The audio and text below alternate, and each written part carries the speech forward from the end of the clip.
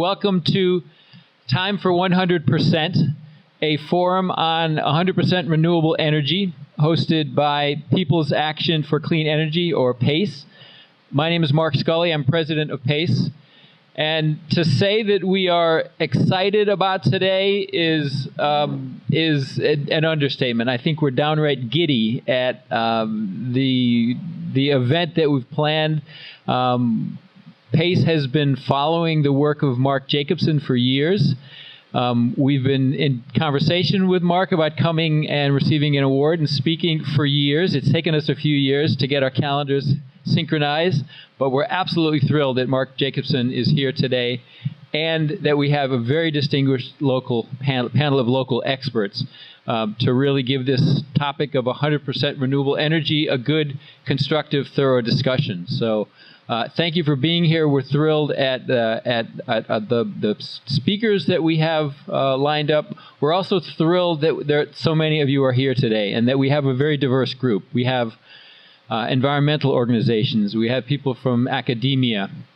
We have people from the utility. We have people who are in positions of making decisions. You know, very often some of us in the environmental side of things go to conferences and it's kind of a lot of environmental organizations agreeing with each other. Well, and I think what's great is we have a real mix today of some people who are out there caring passionately and advocating, and also many who are in the positions of making decisions and executing on these. So we have potential to have a really meaningful discussion today, so I invite you to that, and I welcome you. You have in your program a brief biography of Mark Jacobson, so I won't go through all of his qualifications for you. Mark's work stands out in its singular focus on understanding and solving large-scale air pollution and climate problems. As a teenager looking at the air pollution in Los Angeles and San Diego, Mark asked himself, why should people have to live like this? It was not till he got to graduate school that he really had found an academic program where which allowed him to focus on this topic. Since that time, Mark has been a prolific, original writer of rigorous, peer-reviewed scientific papers on topics ranging from roadmaps to transitioning the world to 100% renewable energy, to reliability of the electric grid with a high penetration of renewables, to taming hurricanes with arrays of offshore wind farms. Mark is also a co-founder of the Solutions Project, a science-based collective movement to advance the cause of 100% renewable energy. And as I was rereading this morning, I thought, yes, it's a science-based organization. I thought that should be matter of fact, but we actually have to defend that these days. So Mark's contribution to the literature and to the body of research about renewable energy really stands out in its originality, in its thoroughness. Mark has written something over 150 peer-reviewed scientific papers. As I say, you've got a list here of his qualifications, but it is a body of work that is very impressive, and it is very rigorous, and is very helpful and necessary to this whole discussion. Professor Jacobson's work is characterized not only by its originality and moral clarity, but also by its courage. As you can imagine, one does not write papers that threaten to disrupt conventional wisdom or vested interests without generating some controversy. And Mark has been the object of many attacks. But here, too, he has been a tireless advocate, responding forcefully and substantively in defense of the truth. Mark's work, as I say, has been extremely influential to PACE, really encouraging us to see that a route to 100% renewable energy is technically and economically feasible and achievable. It is really the social and the political realms that get in the way. So it's therefore a great pleasure. It's a very personal pleasure for us at PACE to be able to give this award, the Judy Friedman Lifetime Achievement Award. I'm going to read it to you and ask Mark to come up. For a distinguished career dedicated to finding solutions to large-scale air pollution and climate problems, Professor Jacobson has carried out original and important research on the feasibility of wind, water, and solar energy to meet the needs of buildings, cities, states, and countries around the world. In so doing, he has given scientific rigor to a public discussion that is central to the survival of humanity. As a co-founder of Solutions Project, he is providing a scientific basis for a collective movement to promote 100% renewable energy. Mark, thank you for coming.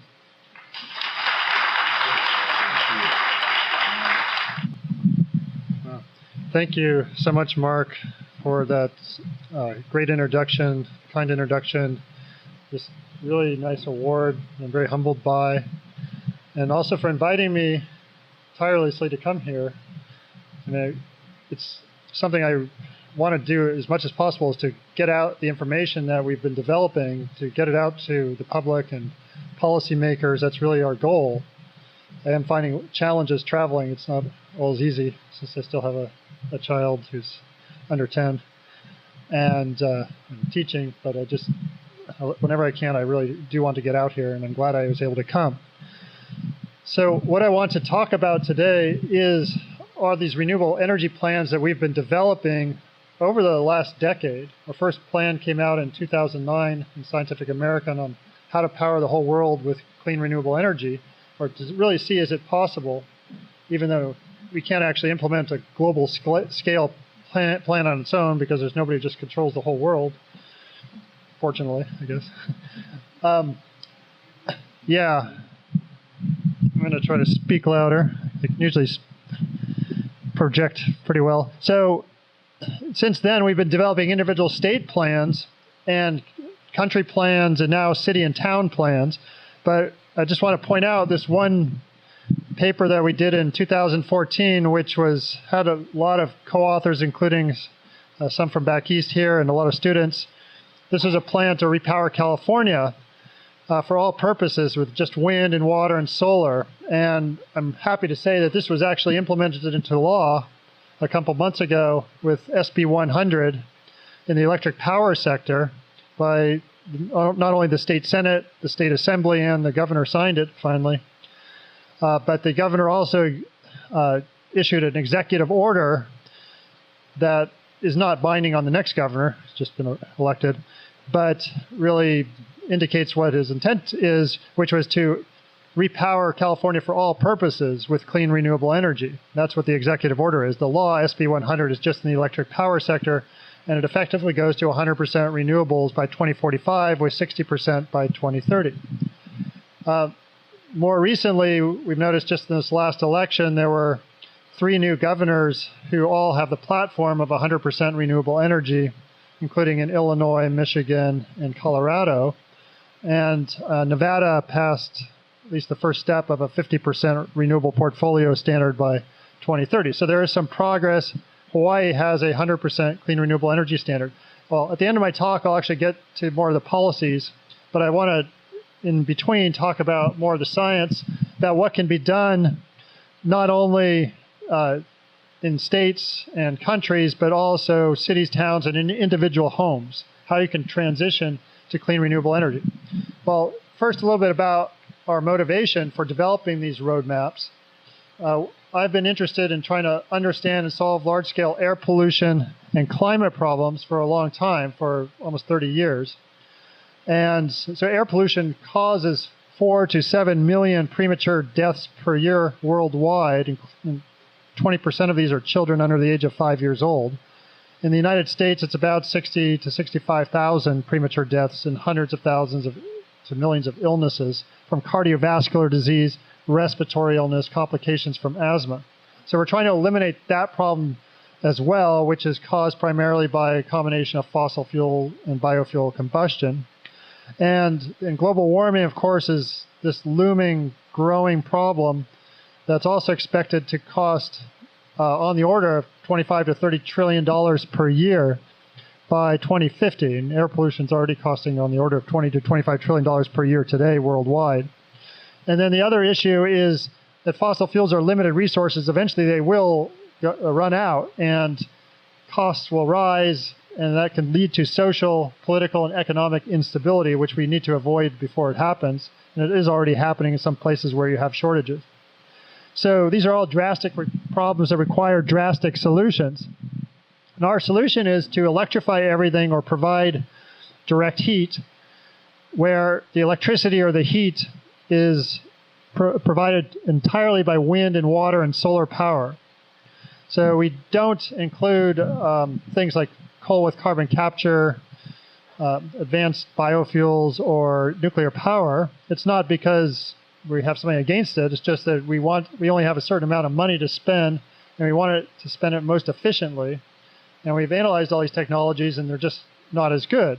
I mean, even like natural gas with carbon capture, it's still like 300 grams of CO2 per kilowatt hour with carbon capture, because you have to mine and transport the gas, and you don't capture all the gas, and it just takes energy for all the whole processes. And in fact, the Department of Energy finds 300 grams of CO2 per kilowatt hour, and that compares to like a wind turbine, including its manufacture with today's electricity grid. It's like less than 10 grams of CO2 per kilowatt hour. So why would you spend the same amount of money on something that emits 30 times more pollution? So that's an issue. It's not even the same amount. I mean, the costs are another issue. Anyway, I'm not going to get into that. I'm just going to focus on what we are covering, which is wind and water and solar. But we want to electrify all energy. So that's transportation, heating, cooling, industry, and then provide that electricity with clean, renewable energy. So for example, well, for transportation, we'd use primarily battery electrics, but also some hydrogen fuel cell where the hydrogen is produced from electricity. And that would be mostly for long-distance ships, trucks, trains, barges, and things like that. And I'll show you some examples and some military equipment. For heating, cooling, we would use heat pumps for water and air heating, and air conditioning and refrigeration. Heat pumps do not create heat or cold. They move heat and cold, and they use 1/4 on the average, 1/4 the energy as conventional heaters, even compared to electric resistance heaters. So if we go to heat pumps, we reduce power demand significantly worldwide. Industry, we'd have to electrify these high temperature processes as well. Well, 1/3 of industry is already electric, but we have to electrify the rest with arc furnaces, induction furnaces, dielectric heaters. And then we'd provide this electricity for all these sectors with onshore and offshore wind, solar photovoltaics on rooftops and in power plants, concentrated solar power, geothermal, some small amounts of tidal and wave power, and existing hydroelectric. We don't expect hydro will grow very much, but if it does, that's fine. But if it doesn't, we try to anticipate it not growing. Then, so I'm going to give some examples of some of these technologies before I move on. So this is an induction, well, on the right is an induction furnace, and the left is an electric arc furnace. These are existing technologies that can be used for high temperature production in industry. So some recent developments, long distance electric semis. Now, on the left is an electric semi Tesla produces. On the right, Nikola 1 is a hydrogen fuel cell semi. And these are existing technologies that are being commercially sold. The bottom left are Proterra electric buses. These are existing and being implemented. In fact, I think China's already installed about 60,000 electric buses. I think they do 60,000 a month. It's like just mass produced right now.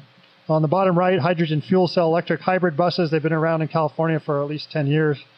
Not a lot, but they've been around, and there are a lot of hydrogen fueling stations as well.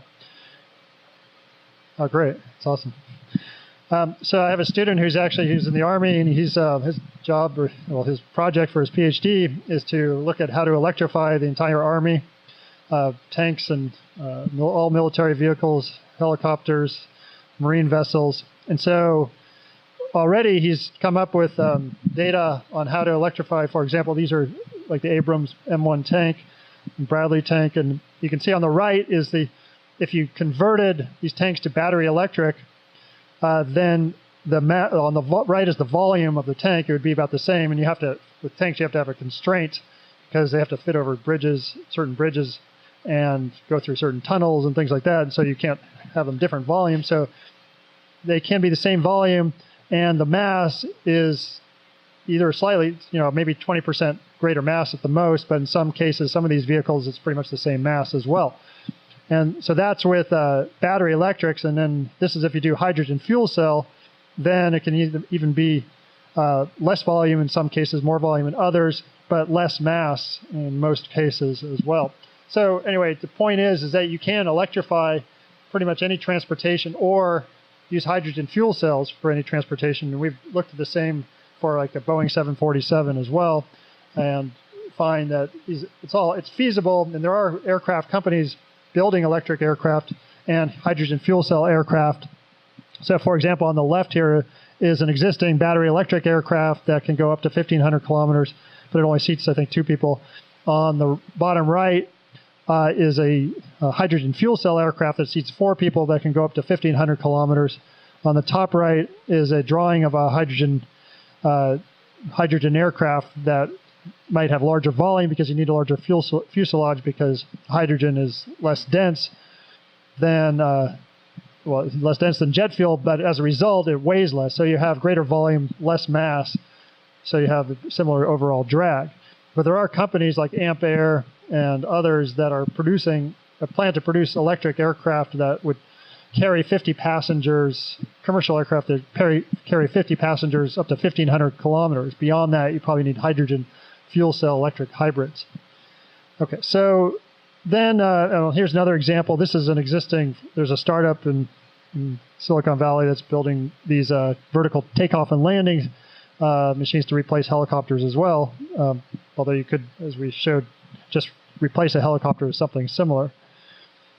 Now, we want to electrify everything, so that includes annoying leaf blowers, which not only smell because of the gasoline they're burning without a catalytic converter, and also due to the noise. And so, actually, I have somebody does my gardening, and he has an electric one of these, and you don't smell it, you don't hear it. It's great. And so now I don't hate leaf blowers anymore. But lawnmowers are the same.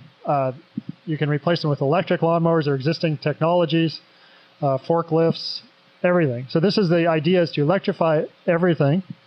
And there are new technologies, or say new, they're commercially available now, including floating offshore wind, which is really relevant here offshore Connecticut, and floating offshore solar.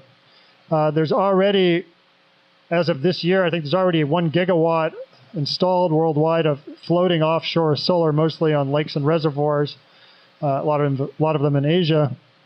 And there is already one floating offshore wind farm off the coast of Great Britain, which has a capacity factor of 67%, at least in the first year of operation, or at least I don't know if it was a full year, but which is incredible, which means that of the maximum power it possibly can generate, it's actually generating 67% of that. Normally a wind turbine on average onshore in the U.S. has a 33% or so capacity factor.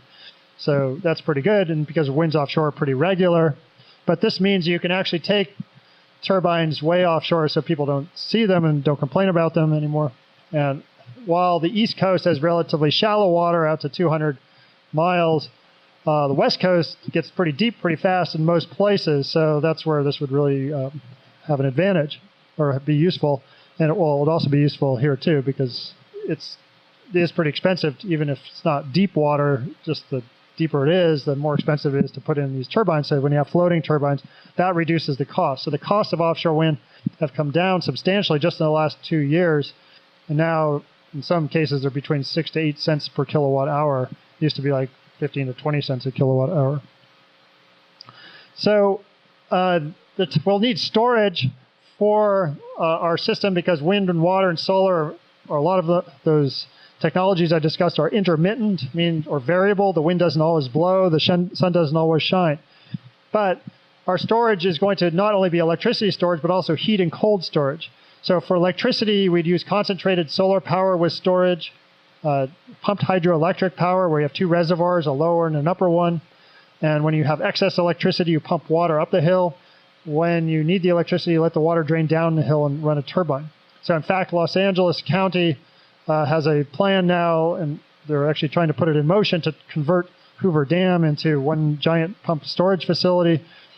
Basically, they take Lake Mead behind Hoover Dam as the upper reservoir, and then there's another lake 20 miles downstream is the second reservoir. So instead of letting the water go once through the turbines, they're going to build pipes or take pipes underground from the lower reservoir back to the upper reservoir, and then pump the water back up the hill. And it's going to cost on the order of $3 to $4 billion to do this. So, but this will be a great way because California, as I mentioned, has a goal to go to 100% renewable energy now. And so it'll need some additional storage to do that. And along with batteries and existing hydroelectric dams, which are nice forms of storage or peaking power already, more pumped hydro like this could help. But when we electrify everything, we can actually take advantage of other types of storage that is not electricity storage. For example, heat and cold storage, heat storage in rocks underground and in water, and cold storage in ice and in water. And I'll show you some examples in a second. And then hydrogen is a form of storage that we'll need for transportation, for hydrogen fuel cell vehicles. And so when you have excess wind or solar, you can dump it into producing hydrogen.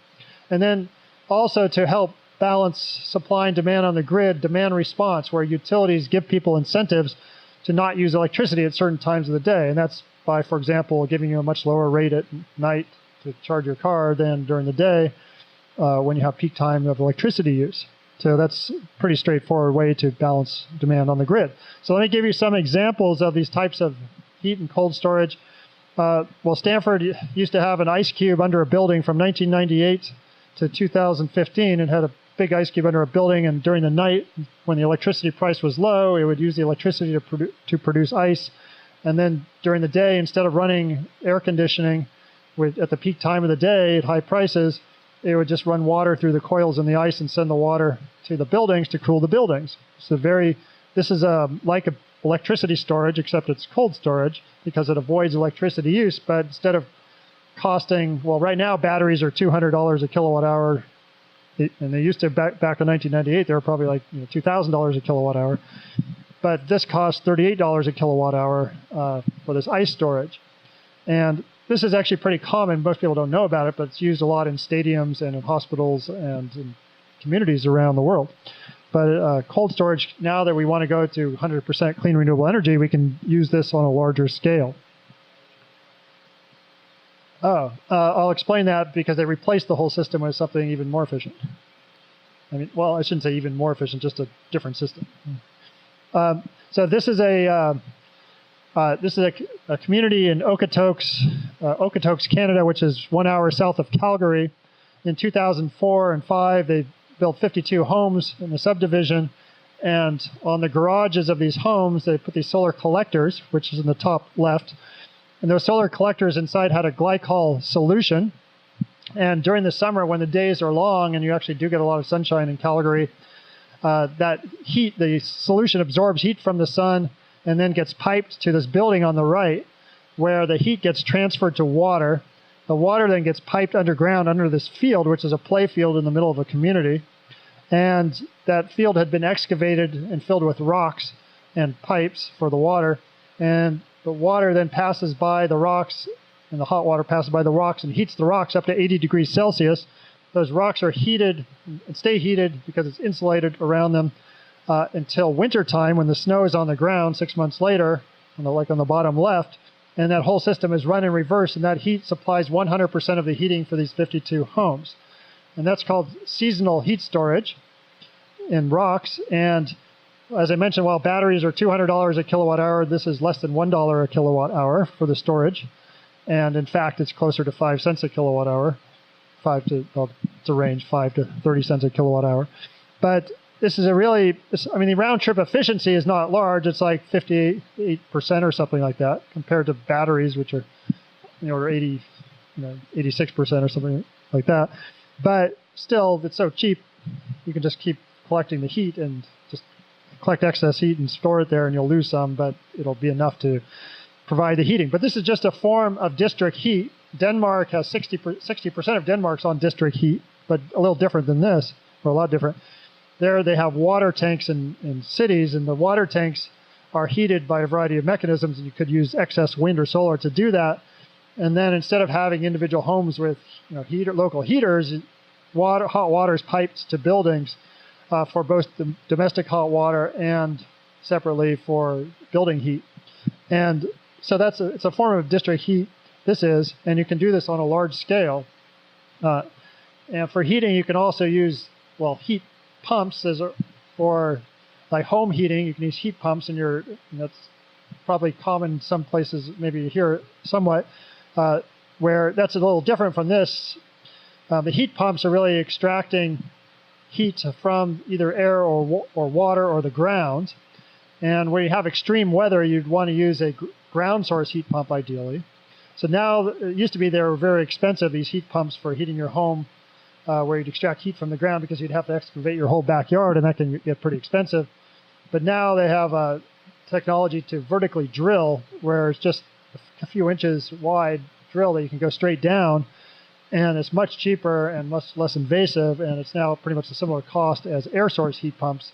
There's a company in New York called Dandelion that does this type of heat pumps, and I'm sure there are other companies that will pop up doing that as well.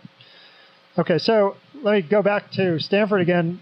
The question was, why did Stanford get rid of the ice cube? Well, they replaced. Okay, so there was actually a natural gas cogeneration plant right outside my office window for several years, and it would provide 80% of the campus electricity and heat. And in 2015-16, it was bulldozed and replaced by these 2 boilers and a chiller, and an elaborate piping system around the university, and basically, and also 60 megawatts of solar. And I should point out, so before I explain this, I should point out that eliminated 68% of the campus greenhouse gas emissions.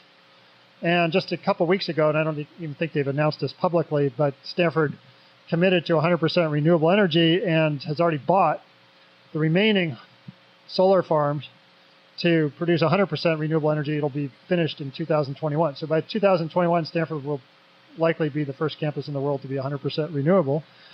And so what's really cool is they've set a good example in this. This is an amazing system with this. It's called SESI.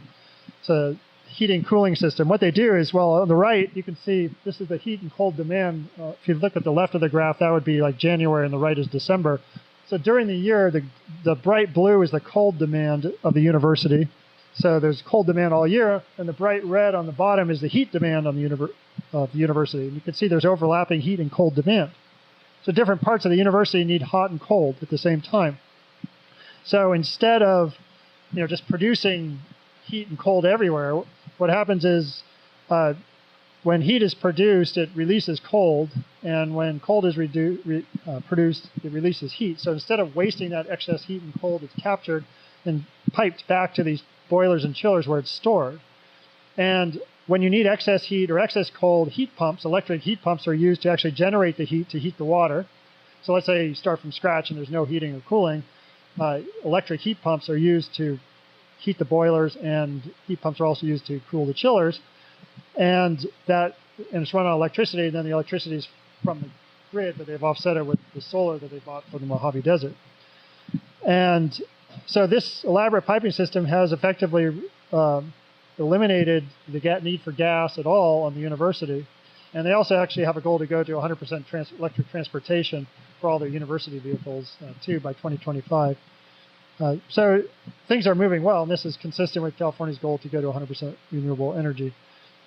Okay, but now let me just drill down to what people can do in their own homes. So I'm going to use my own home as an example because I was fortunate to be able to build a home from scratch just a couple of years ago. And I decided to build it with no gas on the property, just all electric, and try to be as sustainable as possible.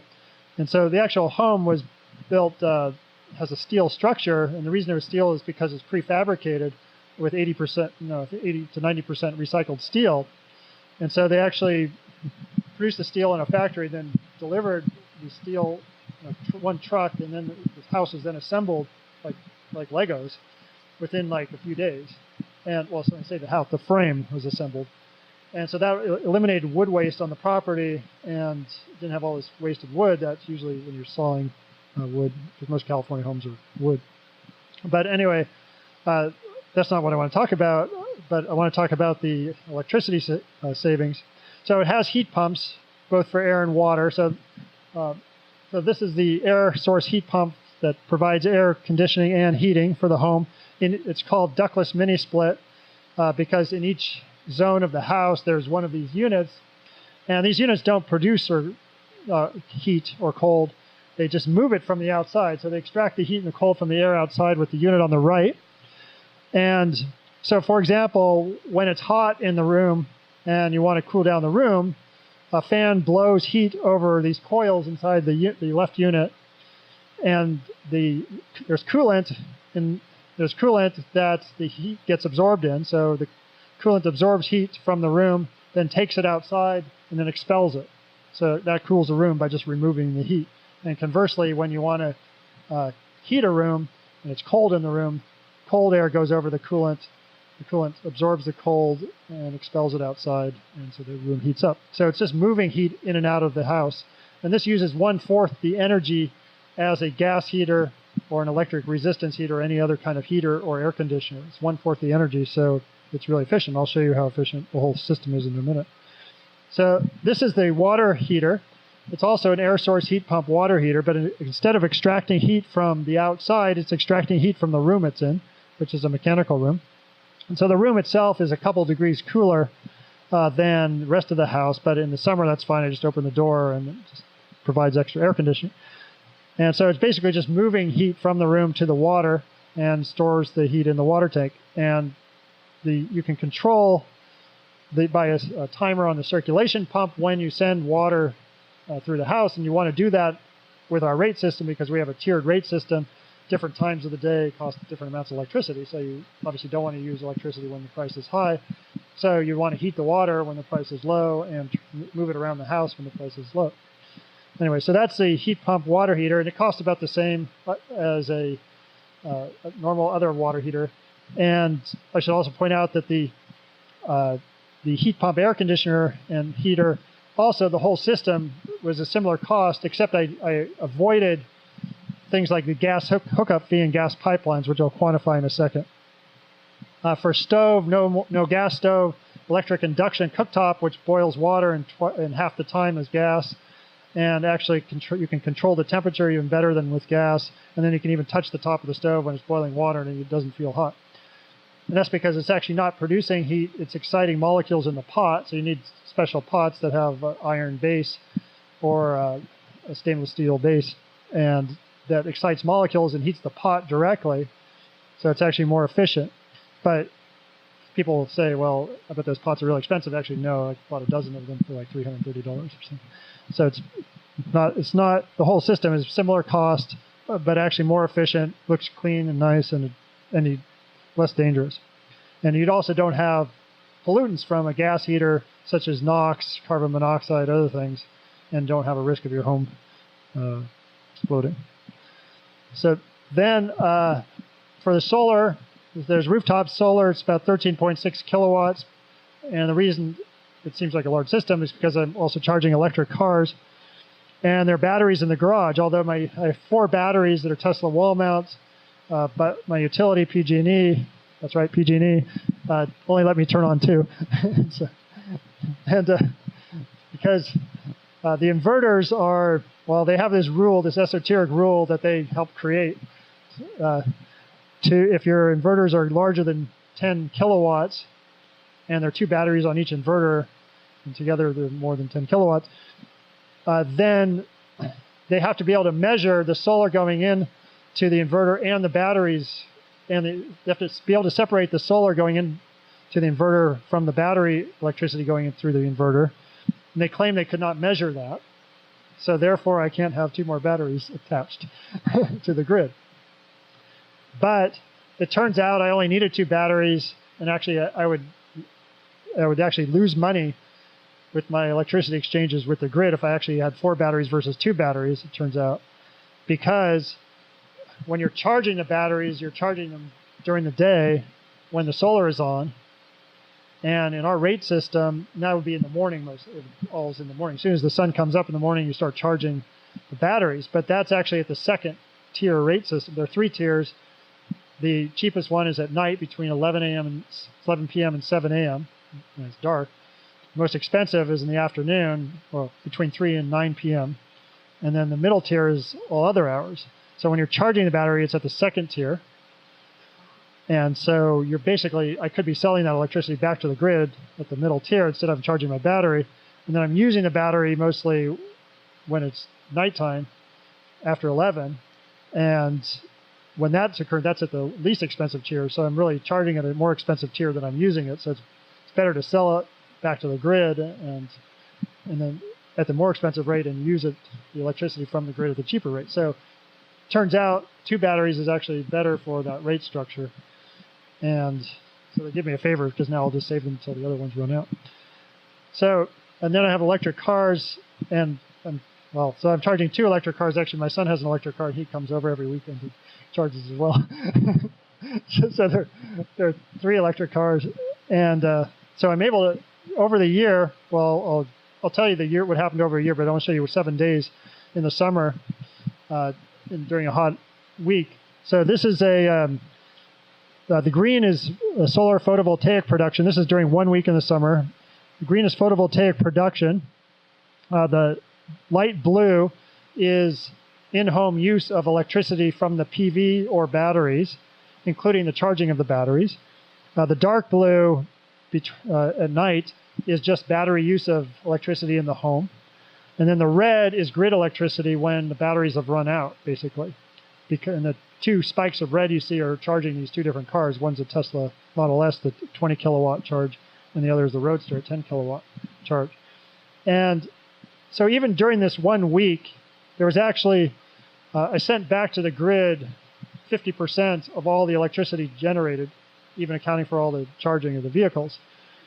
And so it produced twice as much as it used. On the bottom, I don't know if you can see it, at the bottom there's a little graph that shows the battery charge and discharge rate.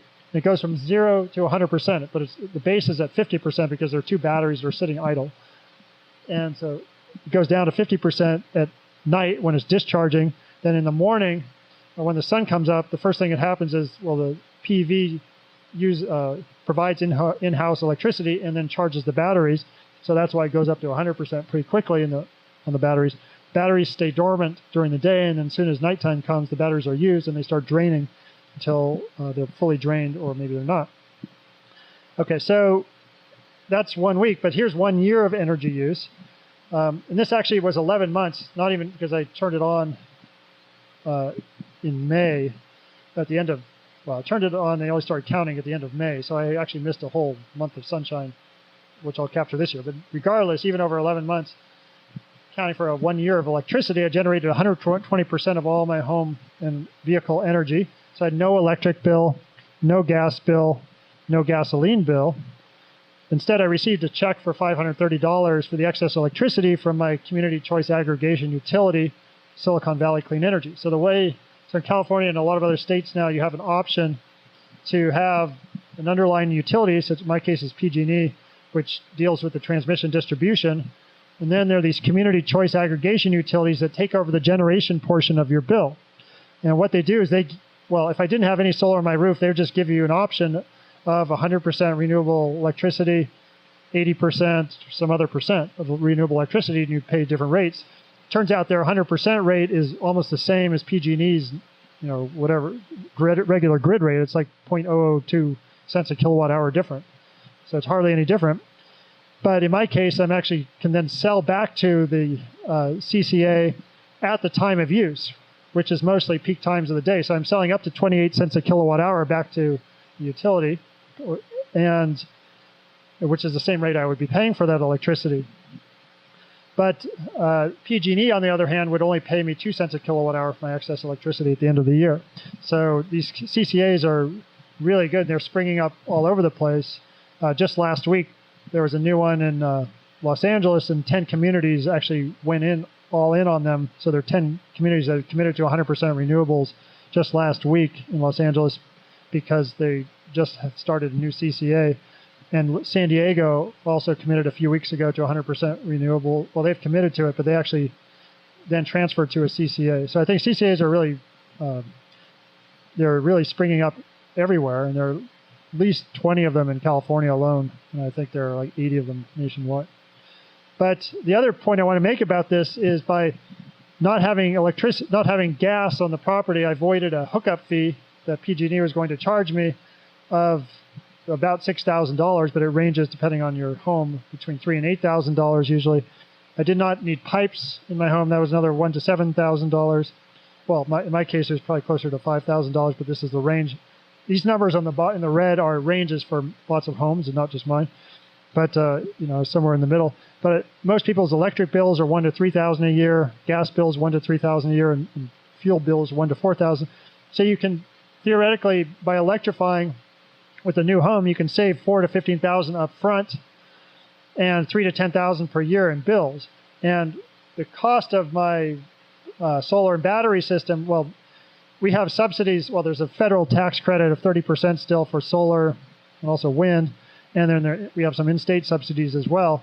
But the payback time, and for my system, is about 4 to 5 years. And then it's warranted for 25 years. My solar is warranted for 25 years, and the batteries are warranted for 10.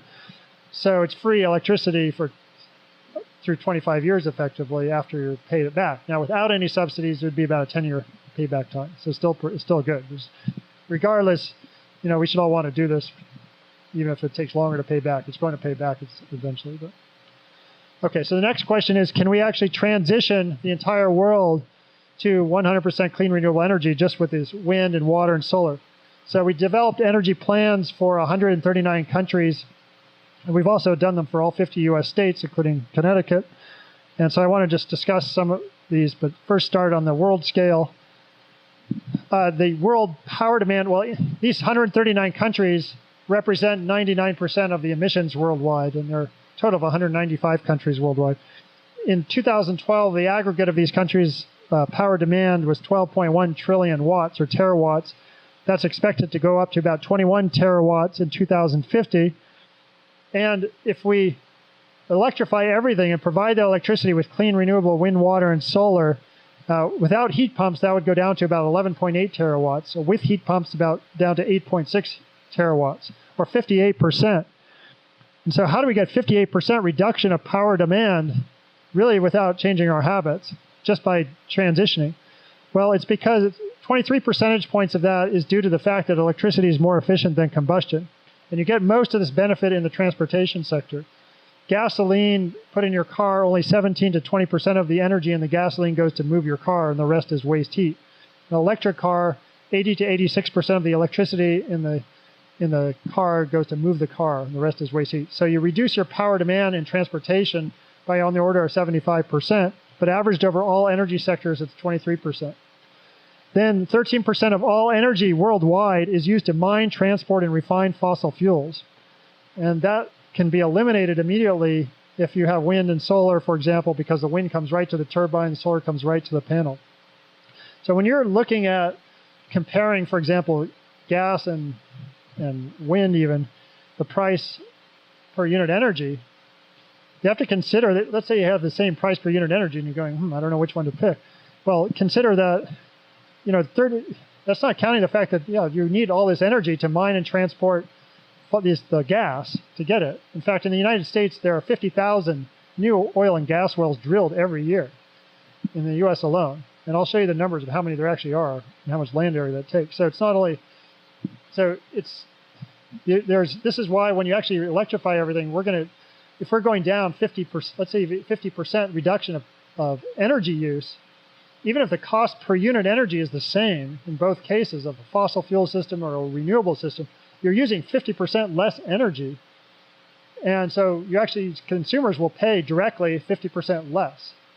And this is what I see in my own home. This is why it's so cheap and I'm able to make money, is because I'm using so much less energy with the heat pumps, especially in my case. I mean, worldwide, you can get another 16% reduction of demand of power just using heat pumps for everything. And that's averaged over all sectors. I mean, an individual heat pump will reduce the demand 75% compared to electric resistance or a gas heater. Then you can get another 7% energy efficiency improvement beyond business as usual, and that's how we get 58%. So the examples, the next slides I'm going to show are with the 11.8 terawatt number. How can we actually match power demand worldwide to get 11.8 terawatts in 2050? And actually, so everything I'll show you, we can actually do better than that just using heat pumps. Well, first of all, this was for Connecticut. So this is our plan just for Connecticut to go to 100% renewable. And then I'll show you the world one. But this is for all energy sectors by 2050 if you electrify everything. So we project, and by the way, this is just one possible mix. There are several, well, really an infinite number of mixes that I think are feasible, but this is one, with 5% onshore wind, 45% offshore wind, 4% residential rooftop PV, 3.4% commercial government rooftop PV, 41% solar PV power plants, no CSP or geothermal. This hydro represents what's existing in the state, and then a small amount of wave. So that'll get you to 100% for everything. Just if Connecticut was an island, of course Connecticut is not an island, and you do have a regional grid, so you don't need to stick to all these numbers, and you could have a mix. You could have more rooftop PV, for example, less commercial or utility PV. So there's a lot of ways you can trade here. But worldwide, this is the mix overall, 139 countries. 23.5% onshore wind, 14% offshore wind, 16% residential rooftop PV, 12% commercial government, 20% solar PV power plants, 10% CSP, 1% geothermal, 4% hydro, which all exists, and less than 1% tidal and wave. And so the numbers on the right are the numbers of new devices, so that's why we have 0 new hydro. But we'll need 1.6 million 5-megawatt turbines onshore and another 930,000 offshore. So that's 2.6 or 7 million wind turbines, and that might sound like a lot. You might say, oh, that's going to take up a huge amount of land. So this is the land area required for these energy plans. Well, offshore wind doesn't require any new land, and tidal and wave don't either. Rooftop PV does not require any new land, and we're not adding any new hydro. Geothermal is pretty small. So it's just utility PV and CSP and onshore wind that require the land. And for our plans, 0.22% or less than about 1/5 of 1% of the world's land area would be needed for utility PV plus CSP, and about 0.9% for onshore wind. But that onshore wind is mostly space between wind turbines that can be used for agriculture, rangeland, farmland, or even the solar panels as well. So it's multi-purpose land. And it may actually not be that much because, well, first of all, this is based on without using heat pumps. And second of all, we've actually done a more analysis recently looking at land use of wind farms, and they're actually using less land than people had thought before. But let's say in the worst case here, it's 1.1% of the world's land used for converting everything, eliminating the fossil fuel industry, eliminating global warming, eliminating air pollution, providing energy security and jobs. But let's compare that. How much land does the fossil fuel industry take? Because that's what we'll be eliminating. Well, so here's California and the United States. These are the numbers of different fossil fuel infrastructures. So they're in U.S., I'll just give you the U.S. numbers. There are 1.2 million active oil and gas wells, 2.6 million abandoned oil wells, 550,000 abandoned gas wells, 1,500 coal mines, 135 oil refineries, 1.6 million miles of pipeline for gas, 161,000 miles of oil pipeline, 3,360 power plants, 115,000 gas stations, 394 storage facilities. They take up 1.3% of the United States land area and 1.7% of California's land area. So a wind, water, solar system is now looking pretty good compared to the fact that the fossil fuel infrastructure is not only this large, but it's growing every year, and we'll have to maintain it. As I mentioned, 50,000 new oil and gas wells in the U.S. alone every year. We'd have to maintain that forever. And these numbers have increased over time because of the continuous oil and gas mining. I mean, you're not eliminating abandoned oil and gas wells. They're just staying there, and they're still abandoned, filled with concrete, and you can't use a lot of that land for anything else. So, well, the next question is, can we actually keep the grid reliable with just clean, renewable wind and water and solar? So we broke up the world into 20 regions, the 139 countries into 20 regions, and we did grid stability analyses for each region, and we looked at 3 different storage scenarios. In case A, these are the 3. Case A, we had batteries, CSP with storage, heat and cold storage, no heat pumps, no added hydropower turbines to existing dams, and we had hydropower storage, pumped hydropower storage, and hydrogen for transportation. Case B was the same except no batteries, and we did add hydropower turbines to replace batteries. So just adding additional turbines to existing dams to increase the peak discharge rate of the water from the dams without changing the annual average water flow. And this was instead of batteries. And then case C, we added batteries again, but we had no heat or cold storage. Instead, just use heat pumps for everything with instantaneous power, no added hydropower turbines. Anyway, all three of these scenarios we ran across all 20 world regions. The average world cost was 10.6 to 10.7 cents a kilowatt hour, so it's pretty consistent. But you'll notice the demand reduction in each case, in the first two cases, was 42.5% reduction because we did not use heat pumps. In the second case is 58% reduction. So even though the cost per unit energy is the same, we use less energy in the third case, so it's actually cheaper to consumers. But they're all pretty good, and you're going to get the actual reality will be somewhere in between all these scenarios. But let me just show you case A for all 20 world regions really quickly. So this is because to do this, we did every 30 seconds for 5 years in all these regions, predicting the winds and solar radiation fields, and then comparing the intermittent supply of energy with the intermittent demand for energy and storage and demand response. So the red line here is the supply, the intermittent supply of wind and solar mostly. Blue is demand plus changes in storage plus losses in shedding. This shows a 30-day period every hour. As I mentioned, we did 5 years every 30 seconds. But you can see the supply is matching demand continuously. And this is in North America plus Canada as one big grid. This is Central America. Here's Cuba, Haiti, Dominican Republic, Jamaica, South America, New Zealand, Australia, Southeast Asia, the Philippines, Japan and South Korea, Taiwan, China, Hong Kong, Mongolia, North Korea, Russia, Georgia, India, Nepal, Sri Lanka, Central Asia, the Middle East, Europe, Iceland, and Africa. So that's all 139 countries. And so here's a summary. If we just look at the fossil fuel business as usual case in the electric power sector as it is today, but marched forward to 2050, so not electrifying all sectors, the cost of fossil fuels, the direct energy cost brought back to today's dollars is about 9.8 cents a kilowatt hour, but the health cost is 13 and the climate cost is 16 cents a kilowatt hour.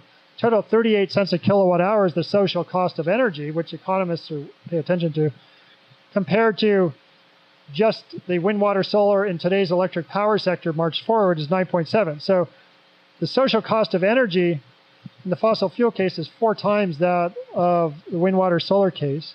But again, we're using 50% fewer kilowatt hours. So the social cost to consumers for the fossil fuel case is 8 times that with wind, water, solar. In other words, if you switch to wind, water, solar, it's going to be 1/8 the social cost to consumers and 1/2 the direct energy cost to consumers compared to the fossil fuels. Now, all energy sectors, it's 10.6 cents a kilowatt hour in the wind, water, solar case. It's just because the other sectors are a little more expensive than the direct electricity sector. Okay, so let's then turn to policy and what is it? What do people think about these energy plans? What has been done so far? So there have been a couple of public opinion surveys. One was last November. It was 13 countries, 26,000 people took part in the survey, including in the U.S. and Canada. But it's interesting, 82% of the people surveyed said they wanted a world with 100% renewable energy. That's not more renewable energy, that's 100%. That's 8 out of 10 people in the world, if this is statistically accurate, want 100% renewable energy, which is amazing. But what's kind of scary is only 66% of the same people believe climate change is a significant problem. The only good news about that is that you don't have to believe in climate change to believe in clean renewable energy, which is fine. If you don't have to believe in the problem, as long as you want to solve it, it's fine. But what is the reason for that? Well, 69% of the people said renewables make countries more energy independent. 73% say renewables will boost economic growth.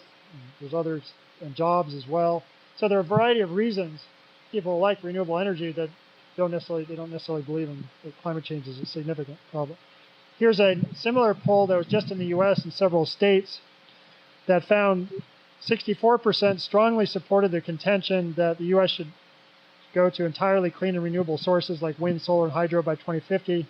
That means homes, businesses, cars, and trucks.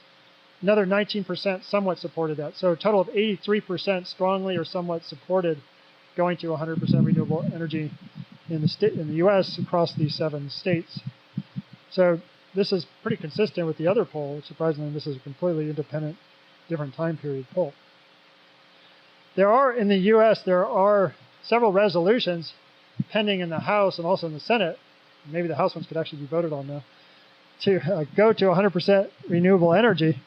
There's a House Resolution 540 that has 60 co-sponsors that calls for the United States to support a transition to 100% clean renewable energy. There's a Senate resolution for a similar thing. There's Senate Bill 987 to transition from fossil fuels to 100% clean and renewable energy by 2050. And there are actually 2 House bills that are pending, HR 3314 and 3671, that one calls for 100% by 2050 and the other is 100% by 2035.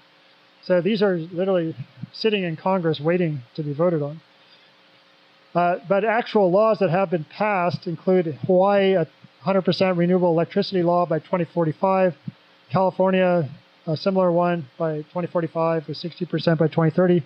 Vermont, actually more aggressive, 75% renewable electricity by 2032. This is on the books. New York has a 50% renewable electricity law by 2030. Well, Washington State, it hasn't passed this one. Actually, I mentioned Nevada did pass a 50% renewable one, but I think they actually have to vote on it one more time for it to actually become part of the Constitution.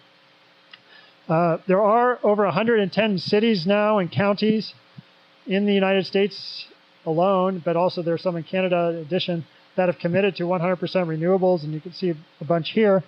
And some large ones like Atlanta, Georgia, and Portland, Oregon, and Madison, Wisconsin, and San Diego and San Francisco. But there are also a lot of small towns like Boone and Sylva, North Carolina. They have city councils that have voted like 5-0 to go to 100% renewables. And in fact, we have like 12 towns and counties in North Carolina alone that have committed. And this Sierra Club has helped a lot in getting these commitments. But then there are 154 companies that have also committed to 100% clean renewable energy, including the major companies of the world. And Apple and Google claim they've already reached it and surpassed that.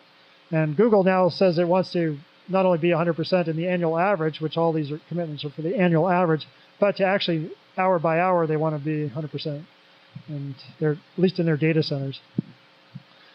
And then there are over 70 nonprofits that have supported 100% renewable energy, and this is really kind of driving this movement. All these nonprofits getting together and informing people about what's possible and engaging the public. And, well, so if I want to summarize, I didn't talk about jobs, but we did analyze the job creation in all 139 countries in all 50 states. And we find that worldwide we can create 24 million more long-term full-time jobs than lost. In the U.S., it's about 2 million more. We would require only 0.1% of land for footprint for solar PV and CSP with these world energy plans, and 0.9% for spacing between wind turbines. We'd avoid 4 to 7 million air pollution deaths per year. We could slow, then eventually reverse global warming. We think we can keep the grid stable throughout the world with 100% renewables. The cost per kilowatt hour is slightly less than that of fossil fuels, but that's the energy cost. But the health plus energy plus climate costs are per kilowatt hour 1/4 that of fossils, and the absolute energy plus health plus climate costs are 1/8 because we're using 50% less energy with the wind, water, solar system. Finally, transitioning to 100% in all energy sectors, we think is technically and economically possible. The main barriers are social and political. The solution does require collective willpower of everybody, and we can't just do it in isolation with a few examples. Everybody has to help, or at least want to help. And I'll just point out, if you're interested in slides such as this, here's some links. I don't know if you can copy this down, but there are the roadmaps or the actual papers that we've developed over the last decade on these 100% renewable energy plans. And then we also have grid studies that are available that have been published. And if you go to the solutionsproject.org, you can actually find infographic maps. So you can click on a state or country, and up should pop a plan, or at least there's some on the side of some PDF files you can get that summarize in an infographic the state or country plan at the solutionsproject.org. We have a subgroup called 100.org that it's a group part of the Solutions Project that tries to engage cities and communities throughout the U.S. And then also I post new information, new slides on Twitter quite a bit. So anyway, if you have any questions, I'm happy to try to answer them. Thank you very much. And first, I would like to invite Bernie Pelletier. Bernie is Vice President of PACE, and Bernie leads the project called 100% CT. And he's going to give you a bit of an explanation of that project. Okay, very quickly, I'm going to spend 10 minutes on the 100% CT project. You heard from Mark Jacobson that we can power the world with wind, water, and solar. We're going to show you how we want to do that here in Connecticut, town by town. I want to start off in this era, in this political era. We're tempted sometimes to say, we can't do great things. And that's a tragedy, because I want to just show you the Erie Canal of all things. 1808, it was proposed. 1825, it was finished. Who did that? 2 lawyers, a math teacher, and a baby engineer. That was the people who were responsible for that. They were the project engineers of that. It's only 363 miles long, 40 feet wide and 4 feet deep, dug by hand with technology that didn't exist when they started. If we can do that, we can do this. That's the bottom line. And just to bring it up to today's times, was it supported by the then President Madison? No. He told DeWitt Clinton, this is your big ditch, do it without me.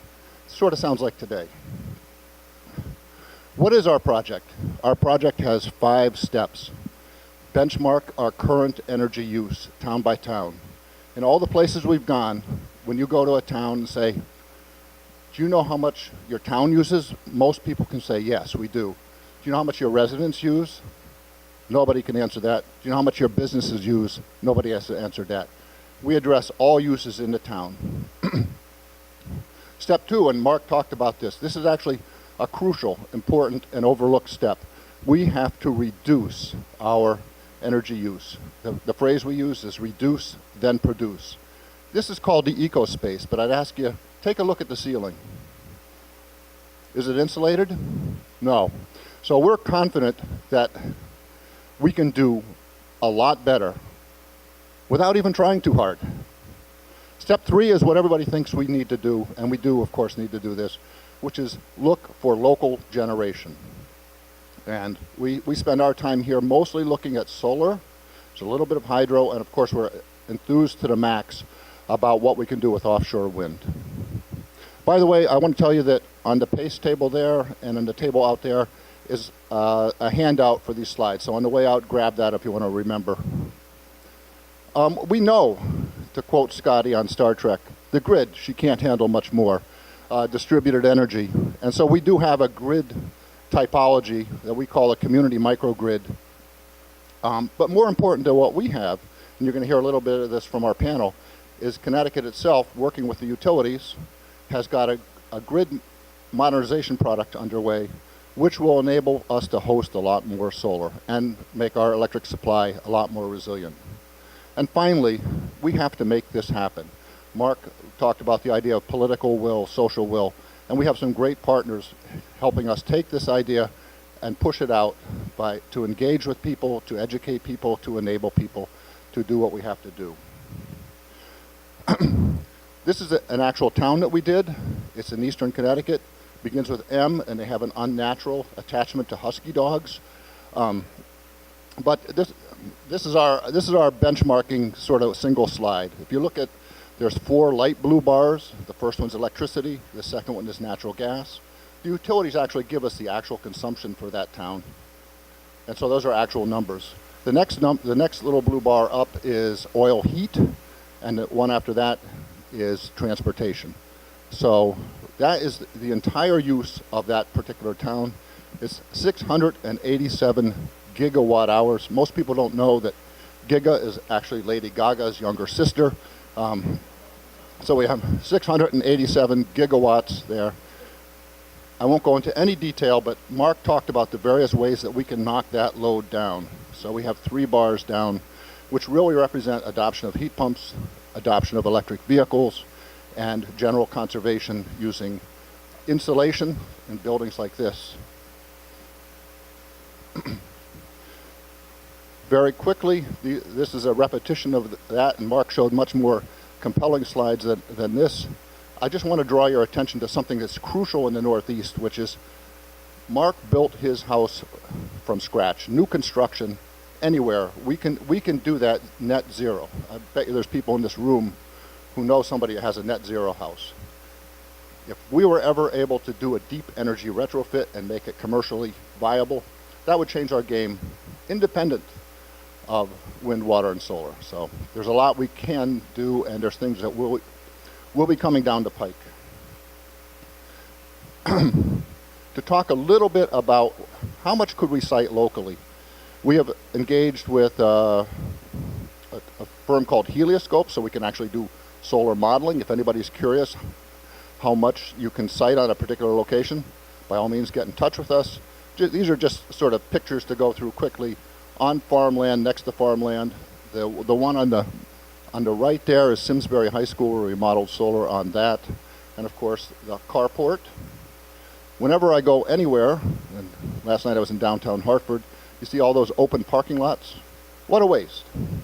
We could cover them, they'd generate power, and they would keep us from the elements. People who have driven north towards Springfield out of Hartford know that there's what they call Mount Trashmore. It's a covered landfill. A third of it is covered with solar. We've modeled that you could easily triple that amount of solar. Just as an example, opportunities are laying there, waiting to be taken. Another one, this is a little bit more esoteric perhaps. If you take the busway, or if you don't like the busway, take the train tracks. Anytime you have an open right-of-way, it could be utility right-of-way, could be a busway, could be a big highway, could be along a highway.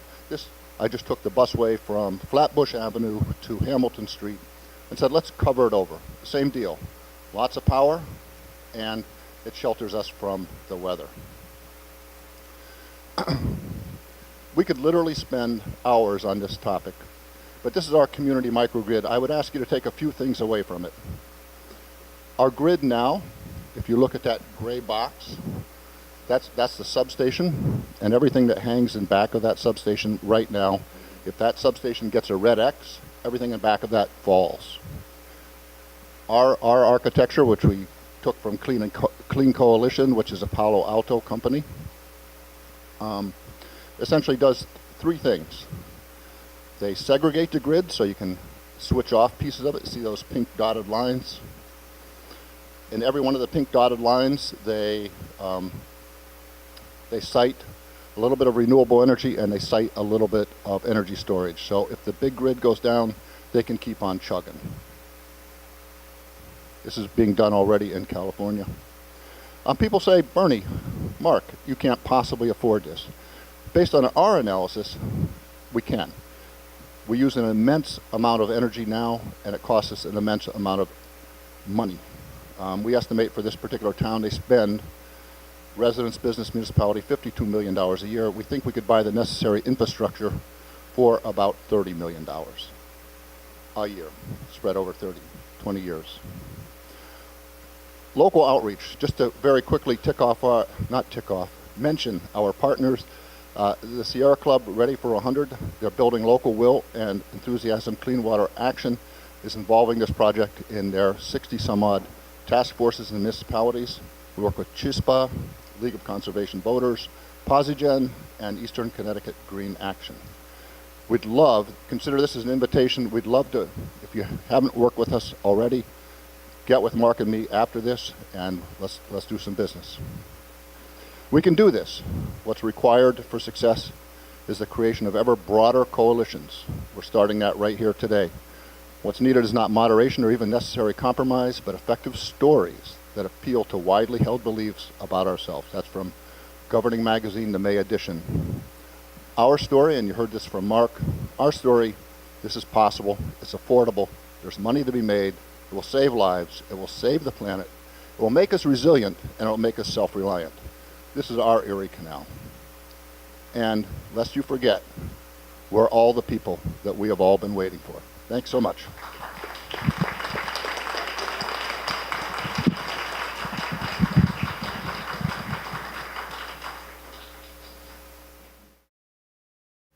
We have a tremendous panel here. If I were trying to, well, I did try a while back and say, who would I want to have here to talk about doing this in Connecticut?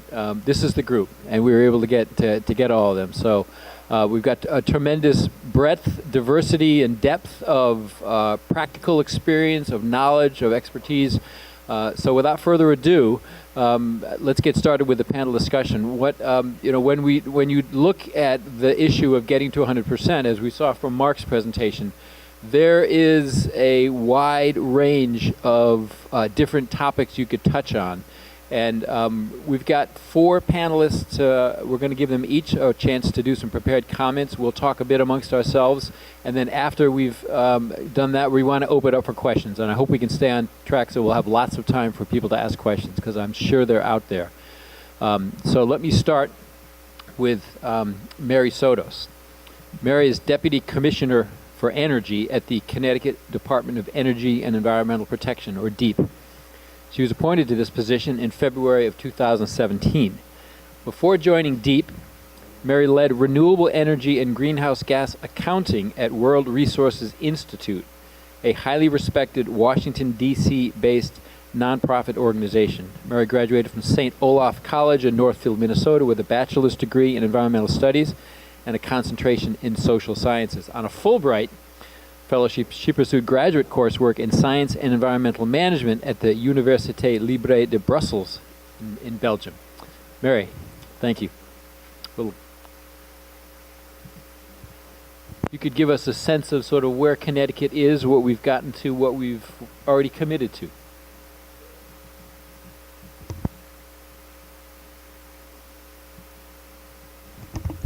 Does this work? Okay. Hi, good afternoon, everyone.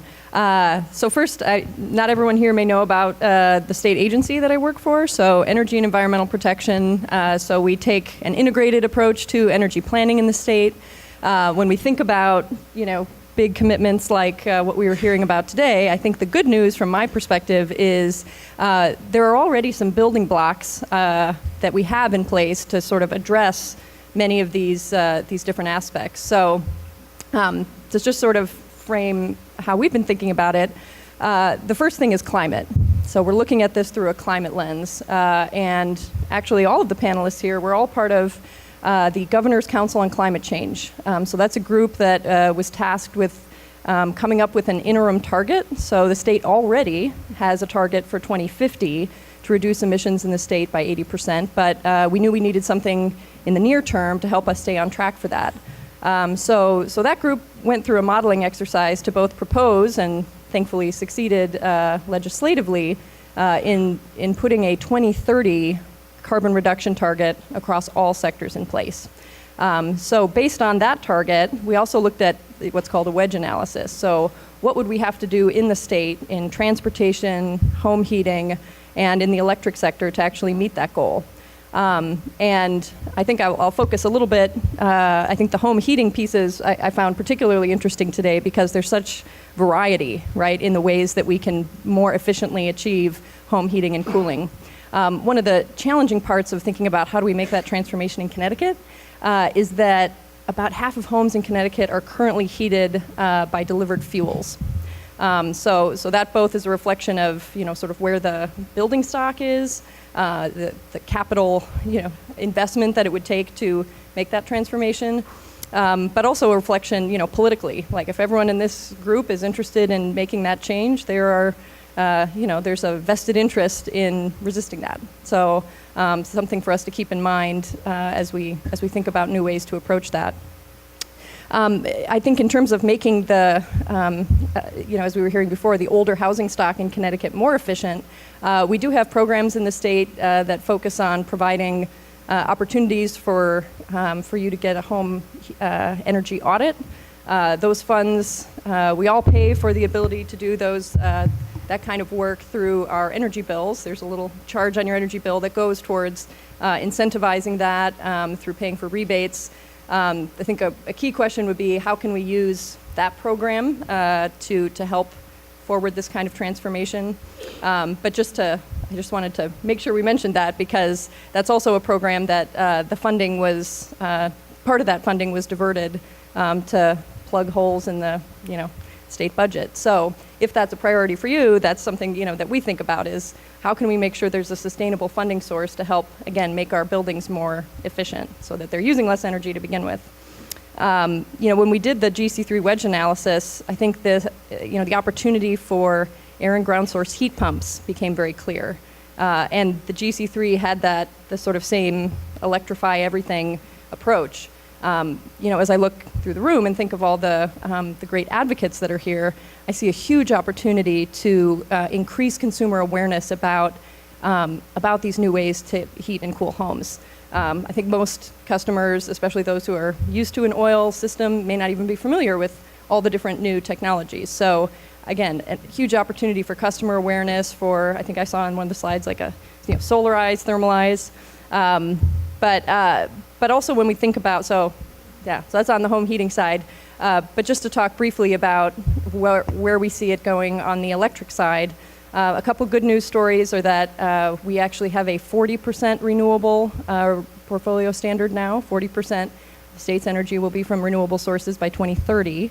A portion of that comes from programs that we have in state for solar for residential, commercial facilities, but the state, my office actually has the authority to go out and run RFPs for large utility scale projects. So we've been doing that over the last several years very successfully. That kind of competition has helped bring down the price of those projects. Offshore wind is a huge opportunity. We just bought our first 200 megawatts or so of an offshore wind project that will be serving you, Connecticut customers. So I think, we have these building blocks in place. We have funds for efficiency. We have the GC3 analysis. We have authority to continue to procure renewable energy. One of the biggest challenges I think we would need to confront from an energy planning perspective is the nuclear energy in state. So we can talk more about that on this panel, but sort of the long-term replacement vision for that energy, which is helping us from a carbon perspective today, but if long-term replacement with zero carbon renewable energy is needed, I think that's part of what we're thinking. How do we plan that transition? Mary, we've got a lot of people here who work very passionately with a lot of grassroots organizations, through their schools, through their clean energy task forces. How can people here today sort of help you in sort of helping make these things happen? That's a great question. So, I think, as I'm thinking about how do we foster more renewable energy, distributed renewable energy throughout the state. So that's one piece that I think ties in well with sort of local efforts. I'll highlight that, a number of our new programs for distributed renewables, they're in a process right now at PURA, so I won't talk too much about them, to go through some restructuring, to sort of find what's the new successor of these programs. But one of the things we heard pretty clearly from municipalities was that they needed more opportunity for doing solar locally. So we think we have a new pathway for that. So if you want to talk more about that afterwards, we can do that. But that would be an opportunity, I would say, if through the clean energy task forces and other, if you have the will locally to do renewables, to be more efficient. I think the state does have programs in each of those areas. So part of it's just working with us to help make those programs better and meet the needs that you're seeing locally. Excellent. Thank you, Mary. Our next panelist is Katie Dykes.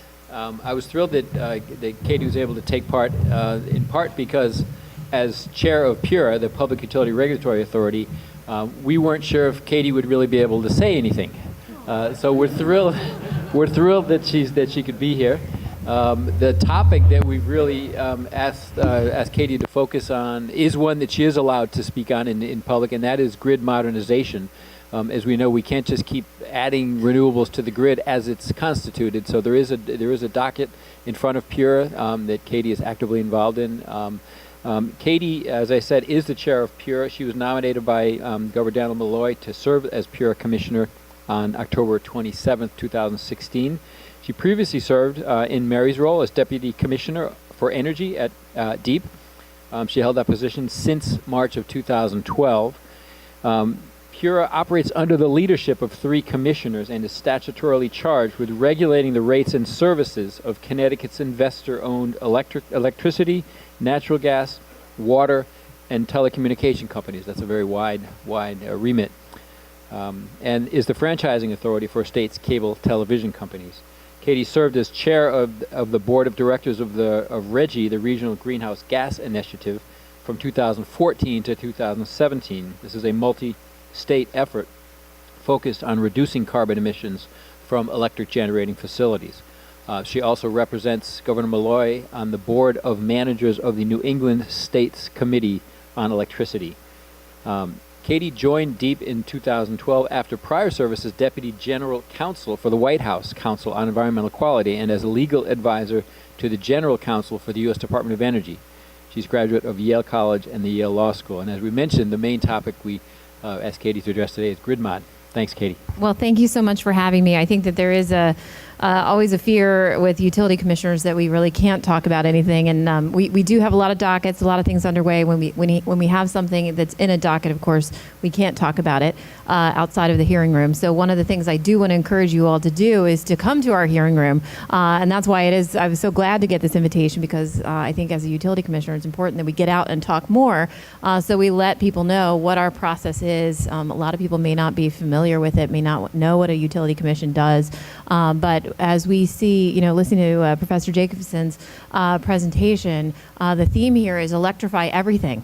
And the modern grid that we have 2 electric utilities in the state. When we think about the framework, what they're going to be building for to maintain a reliable system at a reasonable cost for ratepayers, and adding in supplying power for cars, and for heating and cooling homes on the scale that's necessary to achieve this transformation, then we have a lot of work that's going to be going on in our hearing room to make sure that the utilities are delivering on that opportunity. So pleased to be here. We did launch a docket last December. It's investigating the distribution system planning of the electric utilities, and we waived the ex parte rules in that case because it's an investigation. We wanted to be able to get out and get the word out and hear from folks at gatherings like this. So this is a little bit of a departure from the typical rules. But it's a really exciting docket. We anticipate we'll be issuing a decision in January that will tee up what the next sort of opportunity areas are to focus on. But what we're really, one of the things that we're looking at in this docket is taking into account the carbon goals that we have in the state of an 80% reduction by 2050, the requirement that's implied within that to electrify these different sectors of heating and transportation. That's just one of the facets that we're thinking about. Well, how do the utilities prudently manage the investments to be able to supply power for those new needs? And there's a real great opportunity here. Some of you may be aware we have the unfortunate distinction of being one of the states with the highest electric distribution rates in the continental U.S. It doesn't make me very popular, but so cost is a really, really important one of the predominant concerns that we have. And how do we make this transformation while continuing to provide affordable electric service for customers? Some low-income customers in our state may be paying 30% of their monthly income for utility bills. And we see the number of customers who are having challenges paying those bills continuing to increase. So it is absolutely critical, especially if we want to be a model for those states who may not have taken action on climate yet, to show that we can achieve this transformation and do it in a really prudent manner. That's what we're good at here in Connecticut, to make sure that this is a transformation that works for everyone in our society, and that it can support a thriving economy and help those who have the least resources.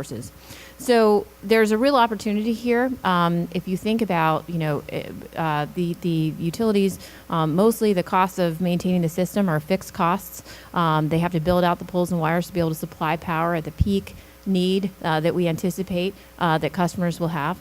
But that system that they've built out, of course, is not fully loaded all the time. In fact, the load factor is, is probably about 50% on average that system is being used because people's power usage goes down at night and it peaks in the afternoon. So if we think about adding all these new loads, cars, air source heat pumps, et cetera, we have a real opportunity or we could have a real challenge.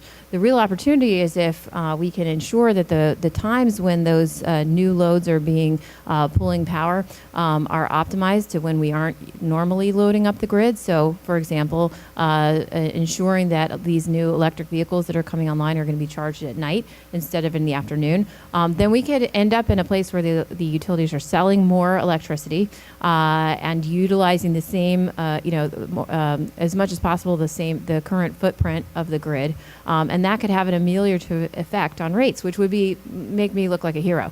But if we don't have, really prudent and thoughtful planning and strategic planning about how to design rates and how to design investment, we could end up with a nightmare scenario that people are, acquiring these new loads and they're plugging them all in the afternoon at that peak time, and then the utilities will need to build out the system to be able to accommodate all that charging load cutting on at the same time. So I just give you that as a tiny appetizer because I know we don't have much time and we want to hear from everyone, but of some of the things that we're thinking about now of how to prepare and have to have a prudent regulatory framework to ensure that we get the opportunity, which is affordable electricity service that is accommodating these and helping to achieve these new carbon goals, but trying to avoid the unfortunate scenario that would result if we're not thinking ahead to how to do this in the right way.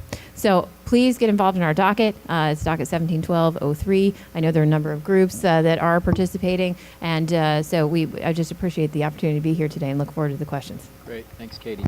Environmental organizations and environmental advocates are often perceived as very much anti-utility and sort of yelling at the utilities, but this transformation that has to happen, it has to work for the utilities as well, right? They are key partners, and I don't know, this is a topic that is much broader than we can handle today. There have been whole conferences dedicated to it, but are you optimistic that we'll get to that hopeful scenario where we can transition in a way that doesn't spook the utilities and gives them unleashes some of the opportunities that this new energy economy offers them? Yeah, I think we have to take an integrated approach, and I think that it's really important that, when you asked the question of Mary earlier, I mean, to the extent that people are here, I mean, it's great to see all this participation, people interested in how to achieve these different pathways. You're talking about it in your communities, you're talking about it at your schools, you're talking about it to your neighbors. Being aware of our job, if we're not communicating to you, here are some of the issues that we have to, work around. Here are some of the challenges that the utility may face. Here are some of the options. These may be more costly. If we can do these are less costly. This is going to be a problem in terms of reliability. It's really important as regulators. We have the utilities involved in all of our proceedings. We need to hear from stakeholders too, and they need to hear what the utilities engineers' concerns are, for example, about it being able to accommodate these loads. If everyone's communicating and everyone's sharing, okay, here's what I want, here are my challenges, then we are going to be on a much better path. It's when we're not talking to each other or we're not approaching this planning in a really integrated manner, not listening to each other, that we start to talk past each other and miss these opportunities. So I just say that at a really high level, but that's why I really encourage people to be aware of what these processes are. These will be great investment opportunities potentially for the utilities. You are all customers of the utilities, and to the extent that they're, I think, probably wondering, just as we are at the Utility Commission, when are all these EVs going to show up? When are all these heat pumps going to show up? This turns so much, electrifying these two sectors, more so than the electric sector, turns on individual customer decisions across the entire state of Connecticut. It's not like a grid planner somewhere is deciding to build a new power plant. This is, over 1 million people deciding whether they want to spend, replace their furnace with a heat pump, or, their car dies and it's time for an EV. And it's anybody's guess about when customers are going to make those choices. So you all have great insights into how to spread that word and how to accelerate that transformation as customers and people who are tapped into these communities. Mark, did you want to comment here on, I know every state's different, but you've seen this in California, you've seen it elsewhere, or do you want to come back to it? Okay, do that. We'll keep on track. Great. Thank you, Katie. So next is John Humphries. John is known to most of us. He has more than 2 decades of experience in nonprofit management, community organizing, and advocacy, and has served as organizer for the Connecticut Roundtable on Climate and Jobs since its establishment in 2012. His organizing experience encompasses local, state, regional, and national campaigns working with people in rural Appalachian communities affected by coal mining, a coalition of labor, religious, and community organizations in the Naugatuck Valley. I could go on and on. With training in water resources, engineering, and economics, his early professional career was in international irrigation management. John represents the Roundtable on the Governor's Council on Climate Change, or the GC3. Coincidentally, all 4 of our panelists today are on the GC3. Maybe not entirely coincidence, but so John lives in Hartford and is active in the Hartford Friends meeting, the Hartford Friends meeting of the Quakers. John, and let me just before I hand it over, of the many topics John could speak about, the one that he has been particularly active and instrumental in the recent past is on offshore wind. So that's where we've asked John to focus today. Thank you, Mark. It's wonderful to be here. The Roundtable on Climate and Jobs, as most of you know, builds alliances among diverse constituencies who all understand the moral imperative that we have to combat climate change in ways that promote economic and environmental justice. And it's wonderful to see a number of our partners here today. As Mark mentioned, I'm going to be talking just briefly about the work that's been happening here in Connecticut on offshore wind over the past year. And our niche often in these conversations is helping to bring labor to the table, organized labor, so that they are a constructive voice in these conversations. So I guess we'll go to... I first just wanted to throw up a couple of visuals. Often when we talk about offshore wind in Connecticut, people say, well, where is it? And so on the left is a map of the federal lease areas.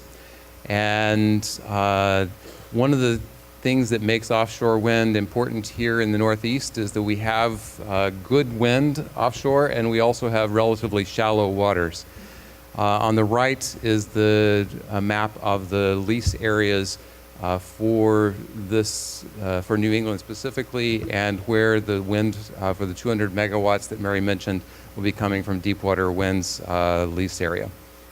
We want to go to the next slide. I just wanted to throw out some numbers to give people a sense of scale. Some of you have probably heard me talk about offshore wind being a good news, bad news, good news story.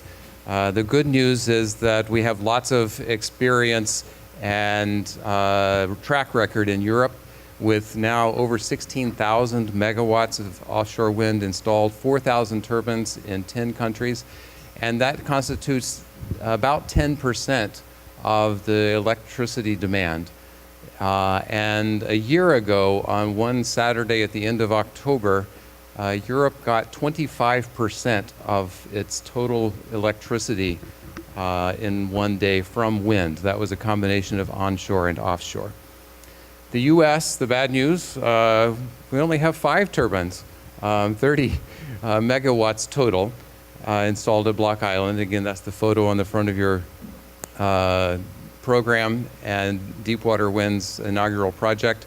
And Acadia Center in 2017, Acadia Center being one of our partner groups here, their Energy Vision 2030 document said that if we want to meet our regional goal of a 45% reduction in greenhouse gas emissions that needed to include about 6,400 megawatts of offshore wind. At the time that that was published, that seemed fantastical.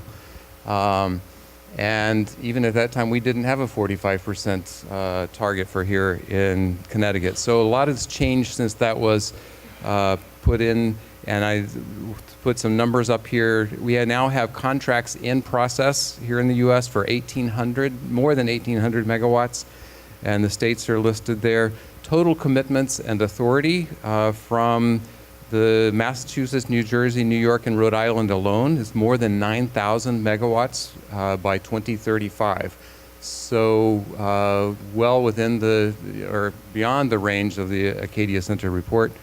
And then here in Connecticut, as Mary mentioned, we've got 200 megawatts under contract, or I guess Pura is still finalizing, considering the contract, and 3 new bids under consideration. Next. I guess last night at dinner, question was raised, well, what's the bottleneck with offshore wind? And I thought later that the neck of the bottle is about to become uncorked. So the potential economic impacts, just quickly, in 2015, the Roundtable put together a job study that echoed what Mark talked about earlier in terms of the jobs impact. I listed here some of the jobs. The big questions in terms of what the economic impact here in Connecticut will be are which ports up and down the East Coast are going to be the hub or hubs, which technology will be used for the bases to anchor them to the continental shelf, and which developers invest in US-based manufacturing and I want to say supply chain activities. Another quick visual, they keep growing. And this is important because as they get bigger, they get more efficient. They capture more wind, and the higher they are up in the air, the more consistent the wind is. And so you can just see this visual. The darker one in the middle is ones that are coming, giant ones. But ours that we're looking at, you see the Block Island ones on the far left here. The ones that are now envisioned for Connecticut's project are bigger than those. The Block Island ones were 6 megawatts each. The ones that are envisioned for our 200 megawatt project are 8 megawatts each. Last slide. Just a last thing on capacity factors and declining costs. As they get bigger and more efficient, Mark mentioned this morning that the floating wind turbines have achieved a 65%, I think you said 67% capacity factor. That means the consistency with which they are able to produce power. And then the declining cost, the Massachusetts 800 megawatt project is because of the low per kilowatt hour cost is projected to save ratepayers $1.4 billion over the life of the project. So these are not only good for the environment and good for the economy, but also good for ratepayers. Thank you. Great. Thank you, John. You know, this is such an amazing story. I wonder how many people in Connecticut realize that this could be the jobs engine that it could be. I mean, I know we've got you out there fighting the good fight, and I'm so glad so many people got to hear about it today, but this seems like a massive opportunity for Connecticut to be the place where these get built and put into place. It's a tremendous opportunity, and we're very hopeful over the next few months we'll have a much clearer picture about exactly what will happen.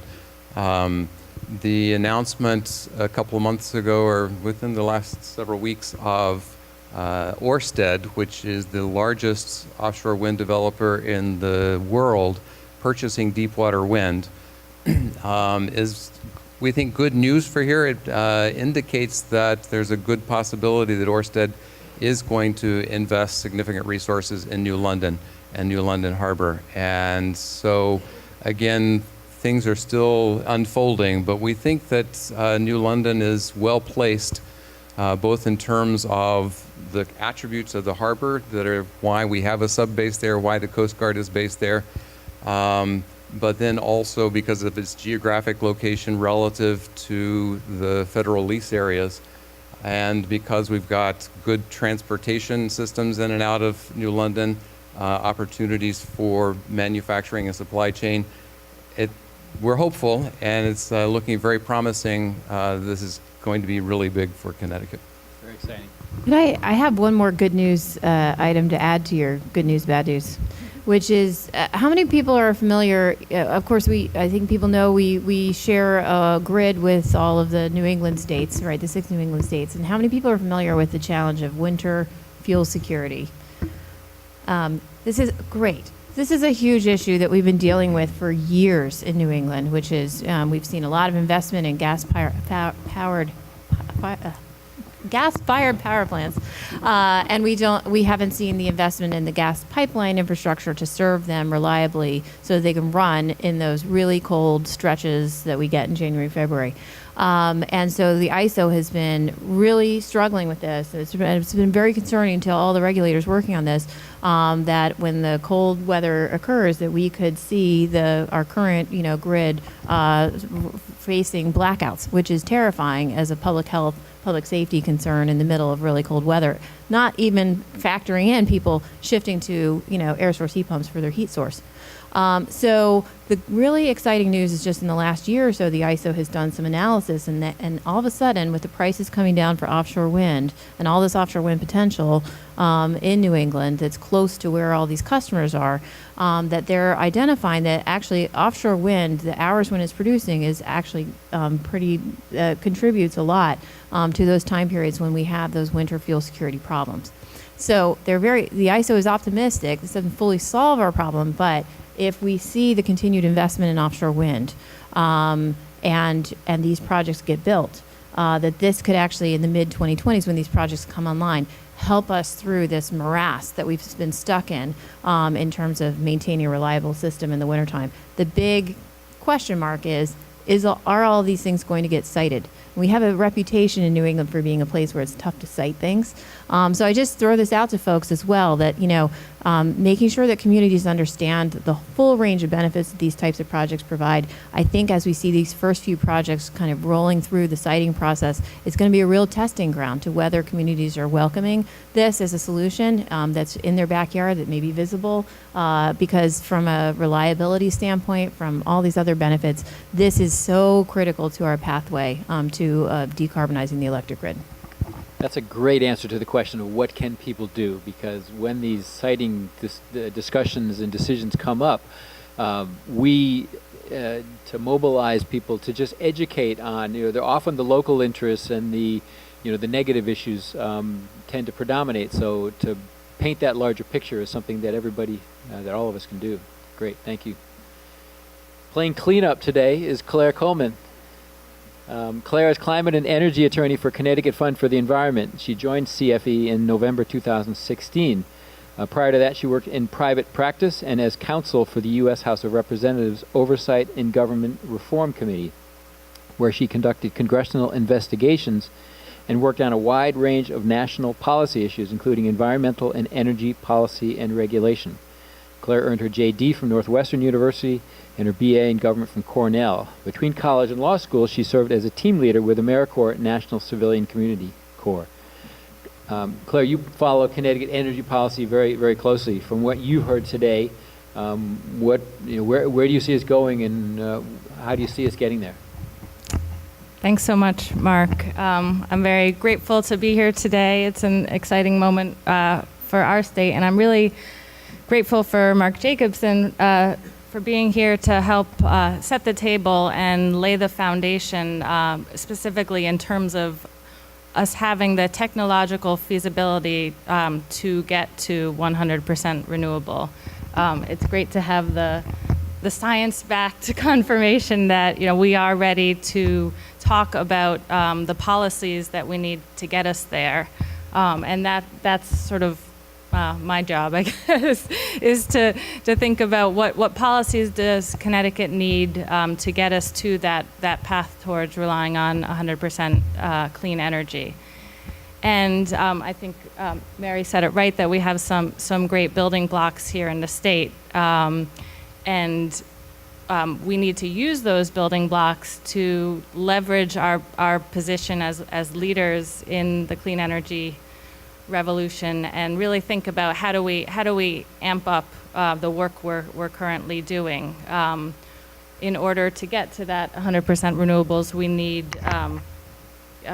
need strong policies. You've heard a reference to the renewable portfolio standard, which is the percentage that we require our utilities to obtain, the percentage of renewables that our power mix has to be. So we have a 40% by 2030 renewable target, which is fantastic. And I'd posit that we should continue to expand that, and not just expand the number of 40% by 2030, but also look at what our renewable mix is in Connecticut. We have a class 1 renewable mix that isn't actually that clean right now. We rely on a lot of out-of-state biomass, which about 70% right now of our class 1 is filled with that. So that means less room for the real zero carbon renewables like wind and solar to grow. And similarly, we have fuel cells in our class 1. Fuel cells are an important in-state economic engine, but they do have a carbon emissions output. So let's think about how to focus the state on those zero carbon renewables in order to help us meet our greenhouse gas emissions reduction goals. There's so much to do, just within the electric sector to get there. You've heard about energy efficiency. We really, as a state, we need to focus on reinvesting money that has been taken from our energy efficiency programs, putting it back in.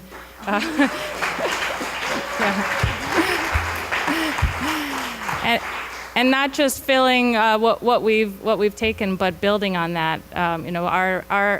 Our investments in energy efficiency are a 7-to-1 return. For every $1 we put in to energy efficiency, we're saving $7. So there's no, economic argument that can be made that would be a good decision for our state not to invest in efficiency.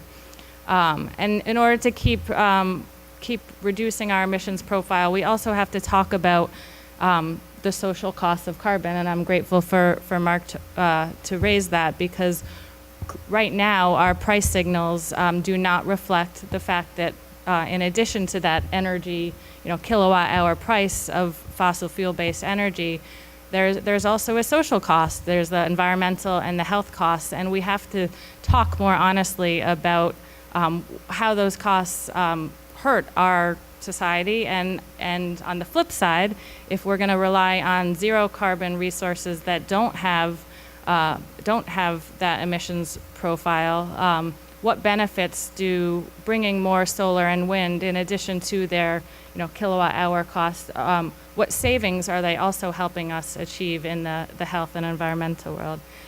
So I have a minute left. I also want to bring everyone's attention to the transportation sector. That's about 40% of our emissions. We have a ton of work to do in the transportation sector. We've got to put 500 electric vehicles on the road by 2030. That's not very far away. So we're looking at some legislative proposals to help make sure that we have policies in place, like building codes and state fleet requirements that are helping us get to those goals that we know we need. And we've heard a lot about the need to do building heating and cooling transitions. I mean, there's a lot to do, and 5 minutes is not enough time to talk about all of those things. But I would end by saying, we're not going to get to these policies without building the public support and building a willingness in our leadership to help, to commit to ambitious proposals. And to do that, I think we really need to shift the narrative in Connecticut from renewables being part of the problem to renewables being the solution. So yes, we have high electricity costs in the state, but we can solve those electricity costs by bringing people cleaner, cheaper, zero carbon energy, by helping people put solar on their roofs, helping businesses reduce their their costs by connecting to grid scale or locally sited solar, and of course the offshore wind that John talked about is incredibly exciting. So we need to shift that narrative both in terms of costs to our ratepayers and also to the economy, because as we've heard and as countless studies show, the clean energy economy is a way for Connecticut to become stronger, both in terms of jobs and economic growth. Our GC3 modeling found actually that the more ambitious we are in reducing our greenhouse gas emissions, the better GDP and job growth we're going to see here in Connecticut. So let's really work together to make sure we're pushing that narrative that this is a win-win for everyone. It's good for our economy, our health, and our environment. So, Excellent. thanks. Thank you, Claire. I'd like to say we planned this event 2 days after the election so that we would have clear heads and minds and sort of know what's facing us. But actually, that's the date that Mark Jacobson could come. But is it too soon to comment on the watershed we just passed on Tuesday and the different sort of legislative landscape that we'll be facing, legislative and executive landscape we're looking at? We're incredibly excited, and I didn't adequately introduce my organization. I work for Connecticut Fund for the Environment, which is a state-based organization really focused on a broad range of environmental, clean water, clean air. We do a lot of green infrastructure, on-the-ground projects, but I solely focus on our climate and energy portfolio. And from all of those perspectives, I think we're thrilled to have a new governor-elect who has clearly stated his commitment to clean energy priorities and has embraced some of those more positive narratives that I just spoke about clean energy being part of the solution to our state's economic problems. So we're thrilled about that, and we're certainly excited to have so many clean energy advocates as part of our legislature. I think there will be a shift in dynamic. The two senators who voted against the climate bill last session are no longer in our Senate.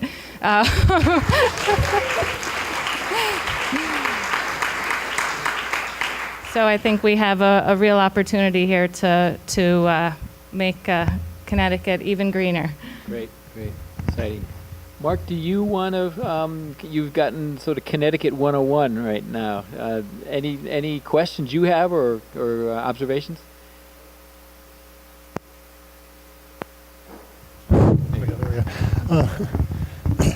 Well, it's a lot of good news all around, and I think in terms of future growth, this offshore wind is really a big thing. I mean, there's just limitless offshore resources. When I say limitless, because of the floating turbines, you can now go further out.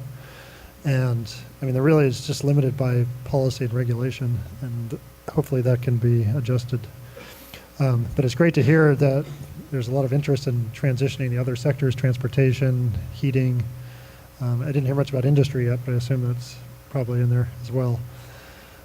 So I'm pleasantly surprised that that things are even moving forward, or it sounds like there's a positive motion going on, and there's a lot of potential. And I think there is so much potential in Connecticut for homes, individual homes, for solar, for retrofits, for heat pumps, for electric cars, for, as I mentioned, offshore wind, even some onshore wind, and other thing, and even the fact that you're addressing the grid issues, trying to make the grid more stable with growth of renewables. That's all positive. So I'll just leave it at that. That sounds good.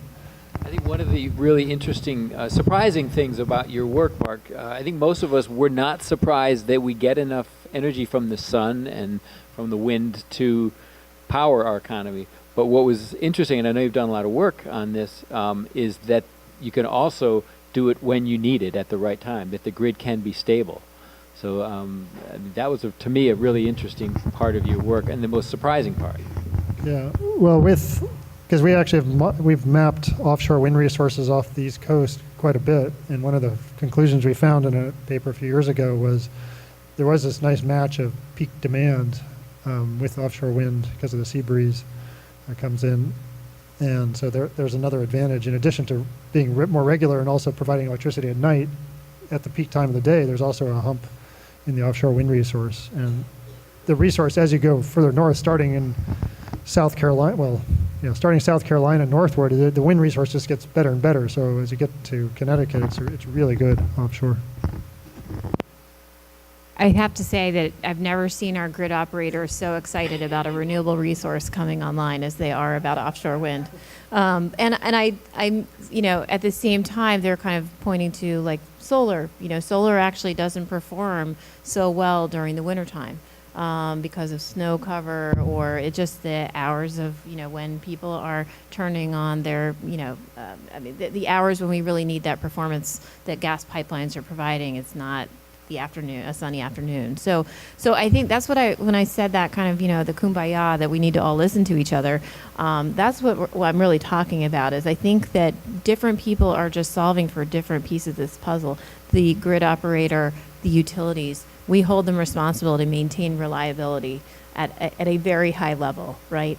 And so being able to hear, they need to understand what the public policies are, what the carbon goals are that are coming from the legislature, coming from the administration, and then being able to say, okay, well then, can you focus more on this type of resource, this type of renewable resource, which is going to check more boxes that I need for reliability, for example, for the grid. That's the kind of listening and communication that we really need so that we can make sure that the dollars that we're investing in this transition are going to the things that are checking the most boxes and providing for the most of the benefits that we all need. Yeah, a couple of things. One, in terms of sort of pushing the grid toward more renewables, I mentioned that in Europe a year ago there was a day when 25% of their electricity demand came from wind. The comparable story here is that Rhode Island, while their contract that they are signing with Deepwater Wind is relatively small, it's 400 megawatts, because they're a small state, that constitutes 25% of their electricity demand. And so they are really pushing here, and we talk in Connecticut about being a small state but exercising leadership on these issues. Rhode Island is doing that as well, and it's a challenge to us in terms of offshore wind here in Connecticut of really boosting our commitment. And in terms of these potential economic impacts and the potential investments, it's really a matter of how quickly and how firmly and aggressively do we move forward in terms of whether the developers are going to shift some of their investments in manufacturing to the U.S. And so being aggressive and fast is important. I want to also just piggyback on something Claire said, that Claire mentioned a couple of senators that won't be coming back. I want to mention that we're also pleased with the ones that are coming back. And we've got on both sides of the aisle. And so Representative Albus, who's here today, and Representative Steinberg, and Representative Arconti, who's also co-chair of the Clean Energy Caucus. But then on the Republican side, we've also got both of the who were co-chairs of Energy and Technology this past year, Representative Ackert and then Senator Formica, who are both coming back. Senator Formica has been incredibly supportive of the offshore wind. And then also Devin Carney, who is also co-chair of the Clean Energy Caucus. So I'm excited about the possibilities moving into this next legislative session. Great. My sense from the panel today is that renewable energy works not only to meet our needs, but it's actually going to save us money in the end and is going to create jobs. Because one of the big objections we constantly hear is, well, it sounds great, but we can't afford it. So have we buried that one today? I mean, I think that's a really important point, and we need to shift our analysis on costs to a longer-term trajectory in order to overcome that hurdle. So yes, because we're building new things by putting in wind turbines and solar arrays, there are going to be upfront costs.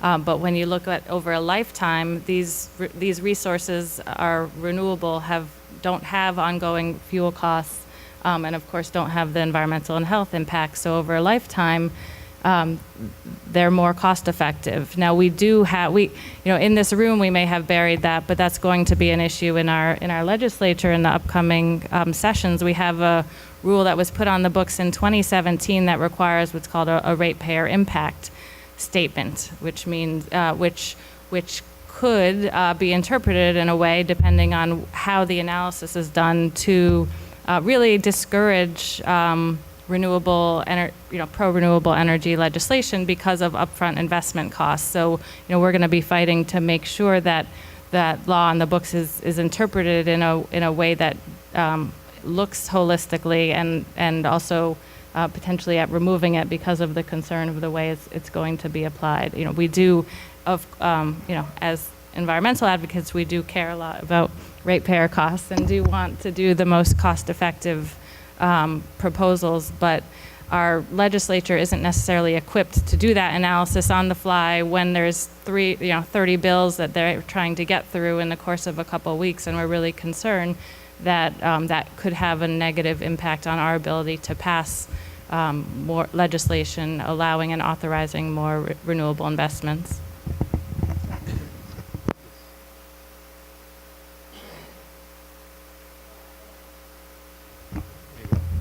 To me, any conversation of costs, the first thing that comes to mind is all of the external environmental costs that we haven't, I think, to your point, haven't fully internalized. So even if you were to apply, a social cost of carbon to the electric sector, transportation, if you were to, do a full economy-wide carbon tax or, cap and trade, any of these sort of programs, I think, would sort of reset that initial equation of what is, quote, cost effective. So I just put that out there as sort of the framing. From a political perspective, though, actually implementing that type of policy, whether it's sector by sector or economy wide, is going to be challenging. I know we had some discouraging news nationally, from some states that were, like Washington, trying to advance those kind of policies. So the divide in my mind is any type of policy that's framed as a tax or an additional cost up front, doesn't resonate with voters. But clean energy, as the polling that you were showing, clean energy clearly does. So then, to me, it's if it may be a while politically before we are at a place where we have a full sort of economically efficient cost to this pollution, and we have dollars that we want to spend on clean energy. Can we make sure that we're spending those dollars as effectively as possible? And so we try and do that from our perspective when we run our RFPs for grid scale renewables. I think that, again, I mentioned that competition we've seen the prices come down over time, which is terrific. But we also are, when we make those selections, we do try and take into account the in-state economic potential, giving points for people who are going to be, or for projects that will have that in-state benefit.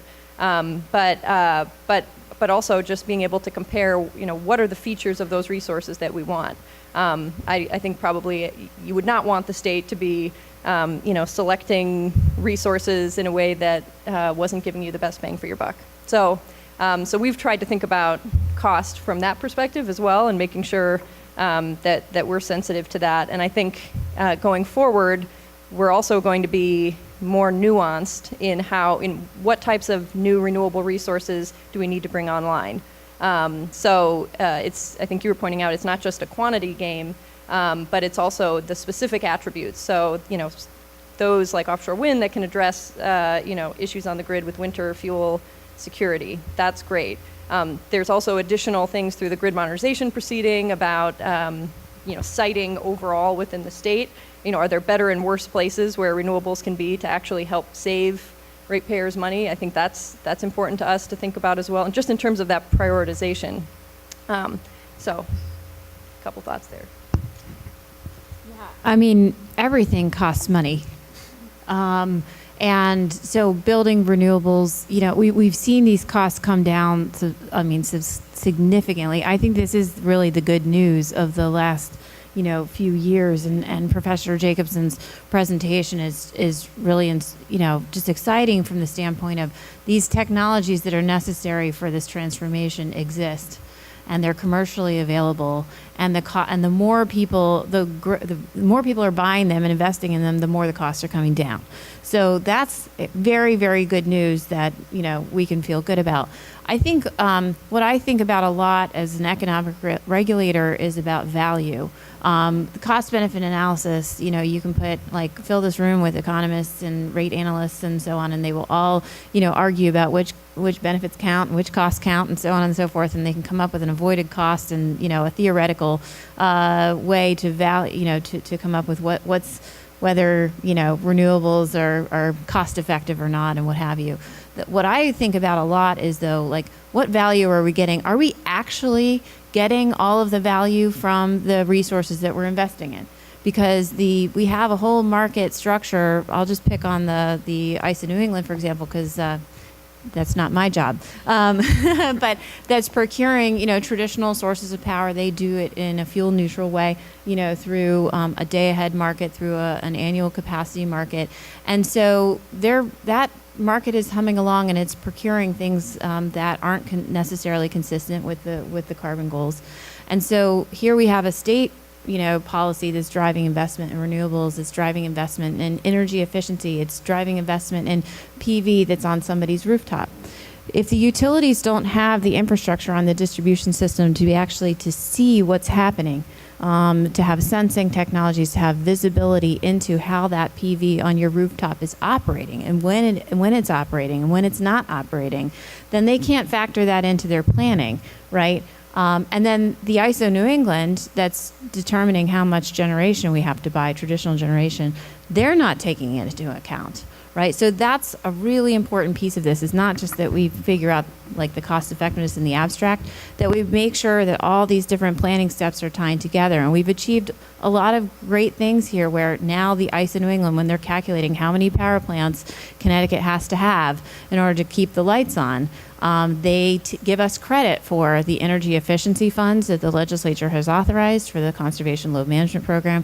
They give us credit for the solar PV that's been funded through the various programs in the state, and they take that, subtract that off the top of what we have to purchase. And so that means we're actually getting the value from the things that we're investing in. And it's taken some time to even achieve that, to make sure that they have the faith that those resources are actually going to perform, because above all else, they cannot let the lights go out.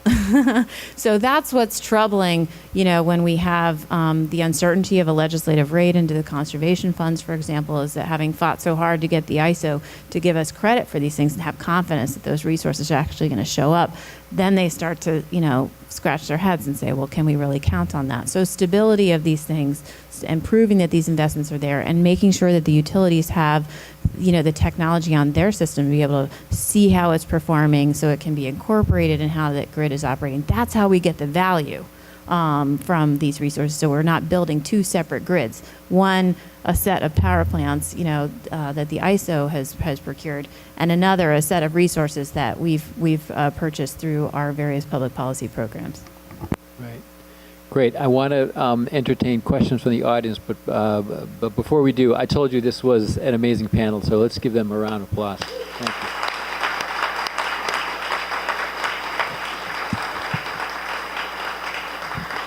All right. I know a lot of people have questions, so we're going to be pretty tough on keeping people to very brief questions. So, Chuck, I think you had a question. Do you still, or did it get answered? You still do? Okay. Wait for the microphone, and please be brief. We want to get to a lot of different topics. That's easier said than done. I'll just limit it to raising a distinction between renewable and distributed. And I'd like maybe Mary and Katie to talk a little bit about, you've talked about the utility needing to ensure reliability and manage cost and value. One of the things the utility is also very focused on is extracting revenue. So as I think of this in terms of distributed as well as renewable versus centralized. You think about what's attractive to the utilities are things that are still within their revenue stream. Distributed potentially disrupts that, but is also potentially getting rid of large-scale capital expense in building out that long-distance transmission and distribution system. So can you guys talk a little bit about how that tension gets played out in the policy side? I think this is a really, I mean, the utilities are not, they're not state-owned enterprises. These are investor-owned companies with shareholders, and they have a duty to their shareholders to maximize, the revenues. And so as the sort of regulatory compact here is that because they have captive customers, we need to ensure that the rates that they're charging are reasonable. We need to, make sure that we have a good sense of the investments that they're making, that they're prudent, and then they are entitled to a reasonable return on equity on what they're doing. So I think the key with the distribution system planning docket and thinking ahead in terms of grid modernization is, with all this change in how customers are consuming power, these various public policies, it changes the paradigm for the utilities as well. And so we have to think about what is the profit motive for the utility? How do you align it with the new types of services, the new types of reliability objectives that they have, including integrating new types of load in a really cost-effective manner, for example, and how do we create performance incentives that make sure that is actually something that their shareholders can see some value in. So that has to be part of the equation as well. That's right. Yep. Great. Another question? Right here. We've got the microphone coming over.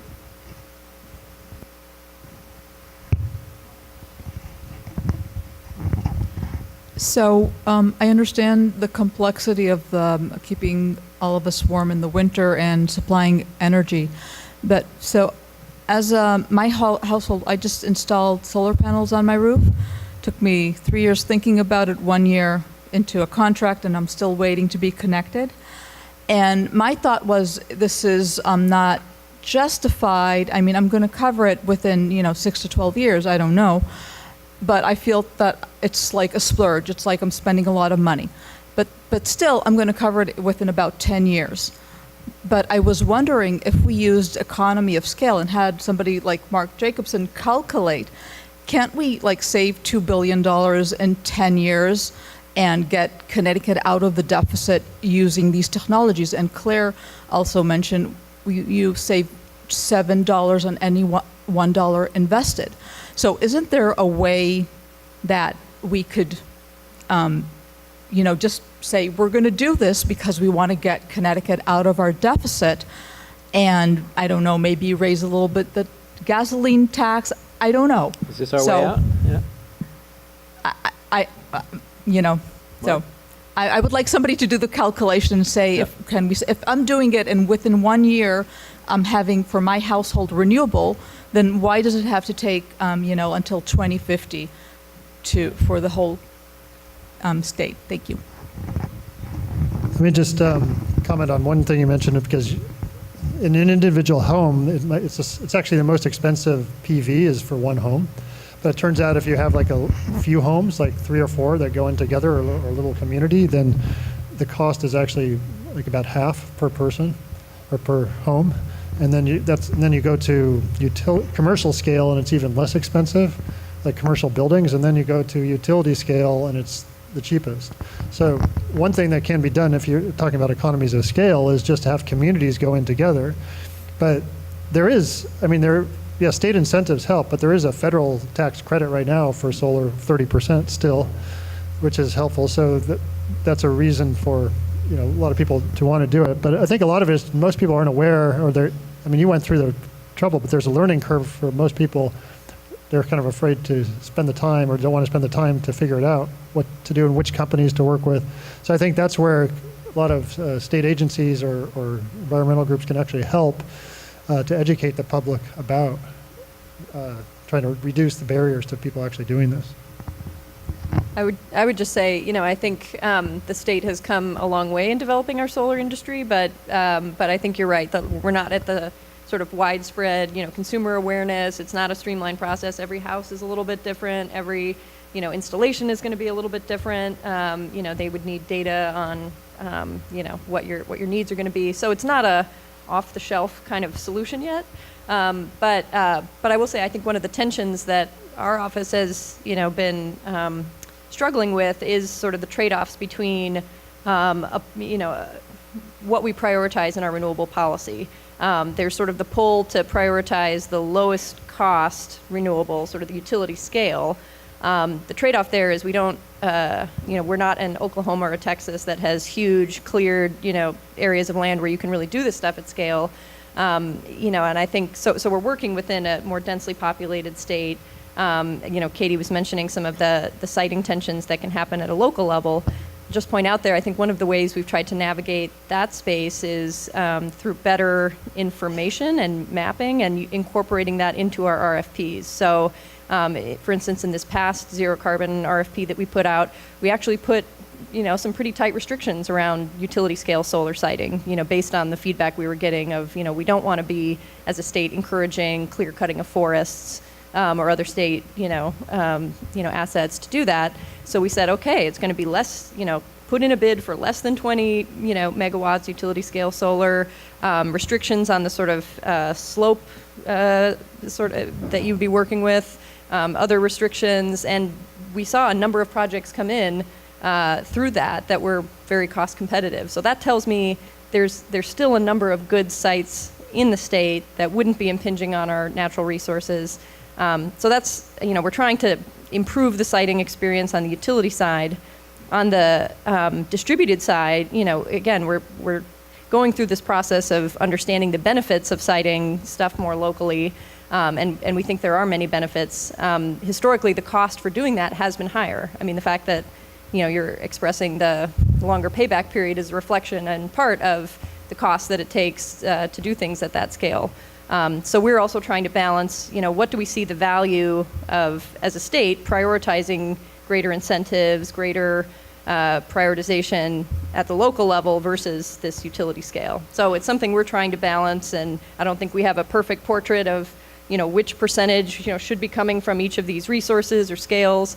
But those are some of the things we're trying to think about. Claire?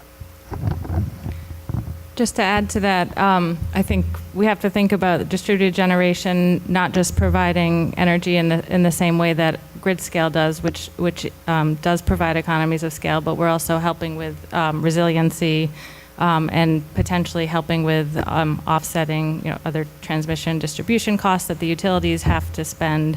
But just to add to the equation, we've talked a lot about rooftop and we've talked about grid scale, but we do have a sort of in-between option that's coming online soon in Connecticut, which is called shared solar or community solar, and very exciting. We have 25 megawatts a year for 6 years currently, but we're hoping to show the excitement and demand for that and grow that number quickly, because shared solar does have the benefits of the economy of scale that rooftop may not have, but it allows people who may not be able to put solar on their rooftop or live in a multifamily unit to access solar directly and do it in a cost-effective manner. So we're really excited about that. Great. We've got a question here in the front, Bob, and then Scott in the back. And we're running out of time, so we'll try to be quick. Yes, I'd like to bring in another renewable energy, human renewable energy. I saw a presentation by a fellow from Portland, Oregon, last Friday night. 14% of the trips in the city are by bicycle. And they have, and their studies have shown that bicycle infrastructure is more cost effective than public transportation, and of course way more effective compared to motor vehicle transportation. And I really think that we should, it's kind of educating the cities to take this up. And if we could, it's a low-hanging fruit. Yep. Any commentary on I got here by bike today. Anybody else? Yeah. There we go. All right. David. All right. Scott? Yeah, I just want to say thank you to the panel members, and couldn't be more excited for the way you pointed out some of our great accomplishments: shared solar, the offshore wind, the renewable portfolio standard. But let's talk about the future. We built this great platform in 2018, and what are our priorities going to be in 2019? And I'd like to ask the panel to share their thoughts on a couple of actions that we worked on this year and didn't get anywhere just yet. But one of them is the direct EV sales bill in the state legislature. And the other one is the issue of the net metering associated with the shared solar, the time frame for the net metering. So I'd like to get your kind of reaction to that. Those are kind of maybe the focus ones. And the third one would be, can we get a carbon fee and dividend in this state and in partnership with states around us to really help accelerate off the platform that we've built in the recent years? I'll start. Connecticut Fund for the Environment and the Electric Vehicle Coalition, the Connecticut Electric Vehicle Coalition, which we help coordinate, have been strong supporters of the EV direct sales bill, and we hope that this will be the year that it happens. Tesla is the really driving force behind electric vehicle sales here in Connecticut. We feel we need an all hands-on-deck approach to getting electric vehicles on the roads in Connecticut, and why have the obstacle that the majority of other states have recognized is unnecessary in requiring vehicles be sold through dealers. We also having electric vehicle direct sales can also help with our increased sales revenue, and that provides revenue to the state. So we're going to be in another budget year. It seems to be an obvious solution on many ways. So hopefully that will happen. Great. Let's not talk about net metering. Otherwise, we have to ask Katie to leave. So. And we don't want that. Or we could hold it to the end if you like, and I can. Yeah, right. Was that some? Yeah. Sorry, these mics. Yeah. All right. Right here.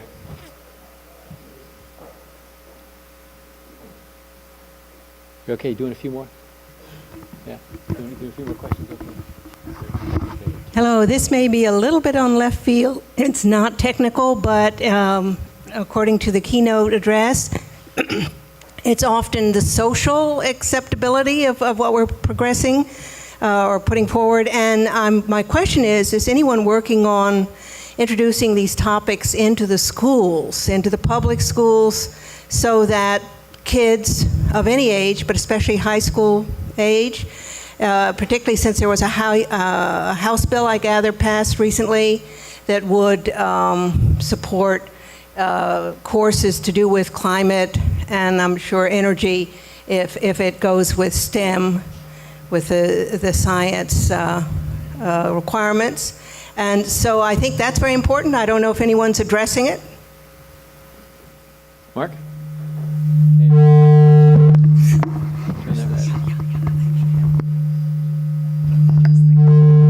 Peter, is that one off? Is that off?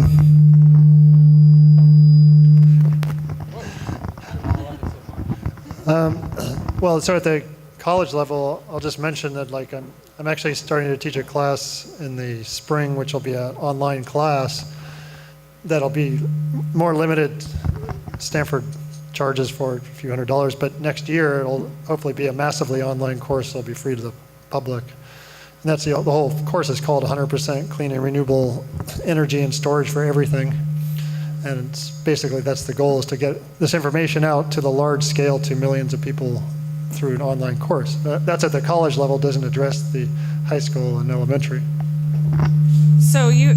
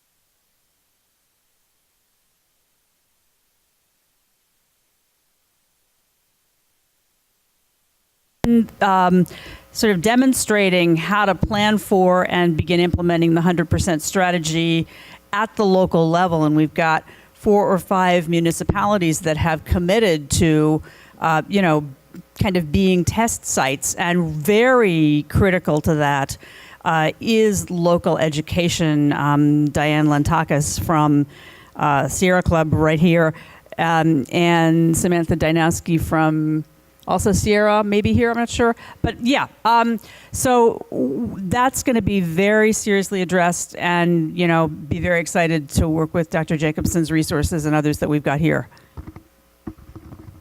Great. Henry?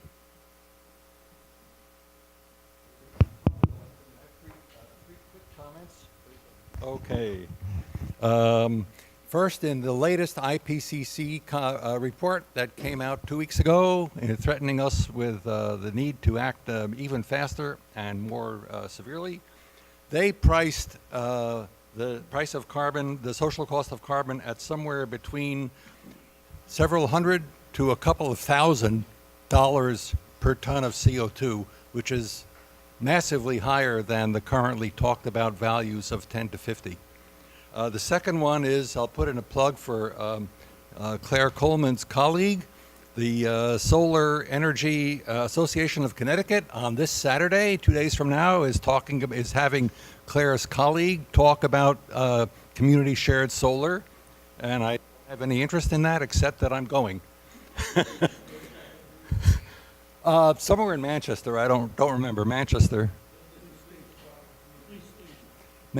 Police Station at 2 o'clock. Community room. Third comment. There are about so many EVs out nowadays that the market for used EVs is growing, and I think that should be a factor as we go on. It's obviously going to get larger and larger. My question is directed to Katie Dykes. These dockets, to me, as an I won't say a layman,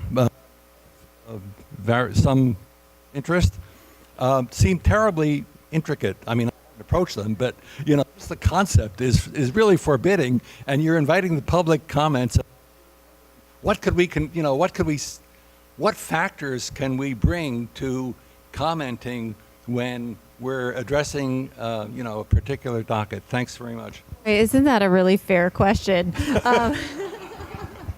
You were very nice in not even saying how hard it is to navigate our website, but that's also true. But it is something that I want to think about more in terms of how we often put out questions for comment, but they're fairly technical in nature. And so how we can try to design questions that may be a little bit more, accessible to the general public. I would also note that, we have an Office of Consumer Counsel for the state. So they are representing consumers, and, they're a phone call away to the extent that you want to let them know as a consumer things that you'd like them to be looking out for in their advocacy, because they're a party in every single docket.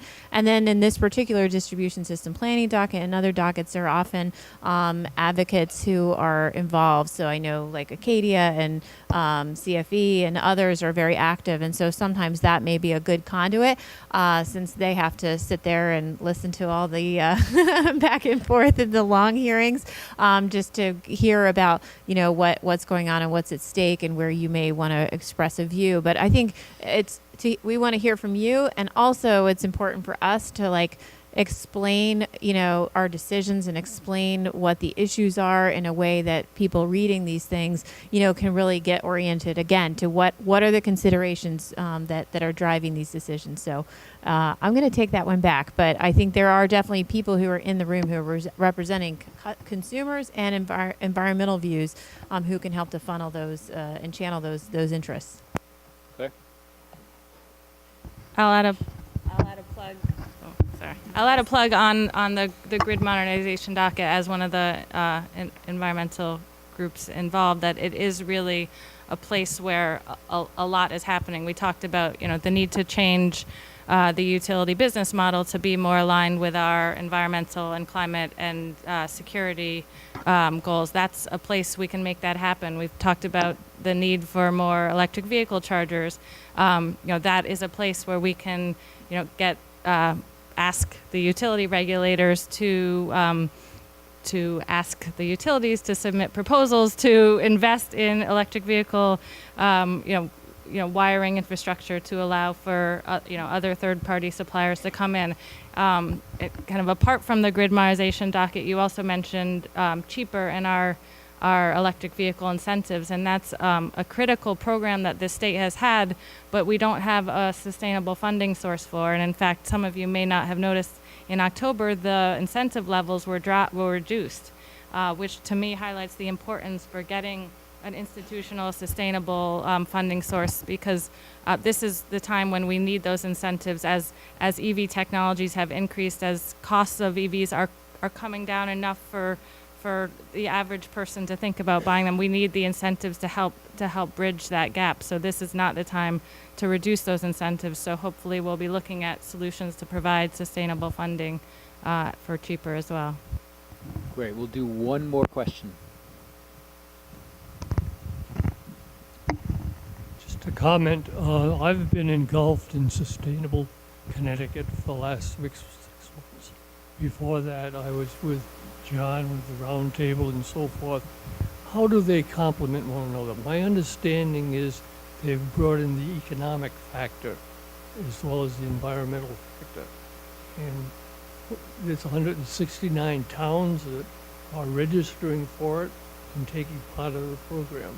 So how does that coordinate with what other programs that you're presenting that are available in the state? Question: how does sustainable CT work with other programs? I'll just give a little bit of response to that. I think, first of all, I think that part of what I've seen in my time working on these issues here in the state is that the different programs and advocates and organizations are working much more closely together now than even 5 years ago. And I think that speaks well of the current group of leaders that we have, and specific people and groups that have stepped forward and said we need to be collaborating. And in terms of sustainable CT, I think it's for those that don't know about it, it's a communities certification process that just got kicked off a year ago, and they just had their first round of communities that were certified as bronze or silver for taking very sustainable actions. And at this point, 40% of the towns in the state, I think, are participating.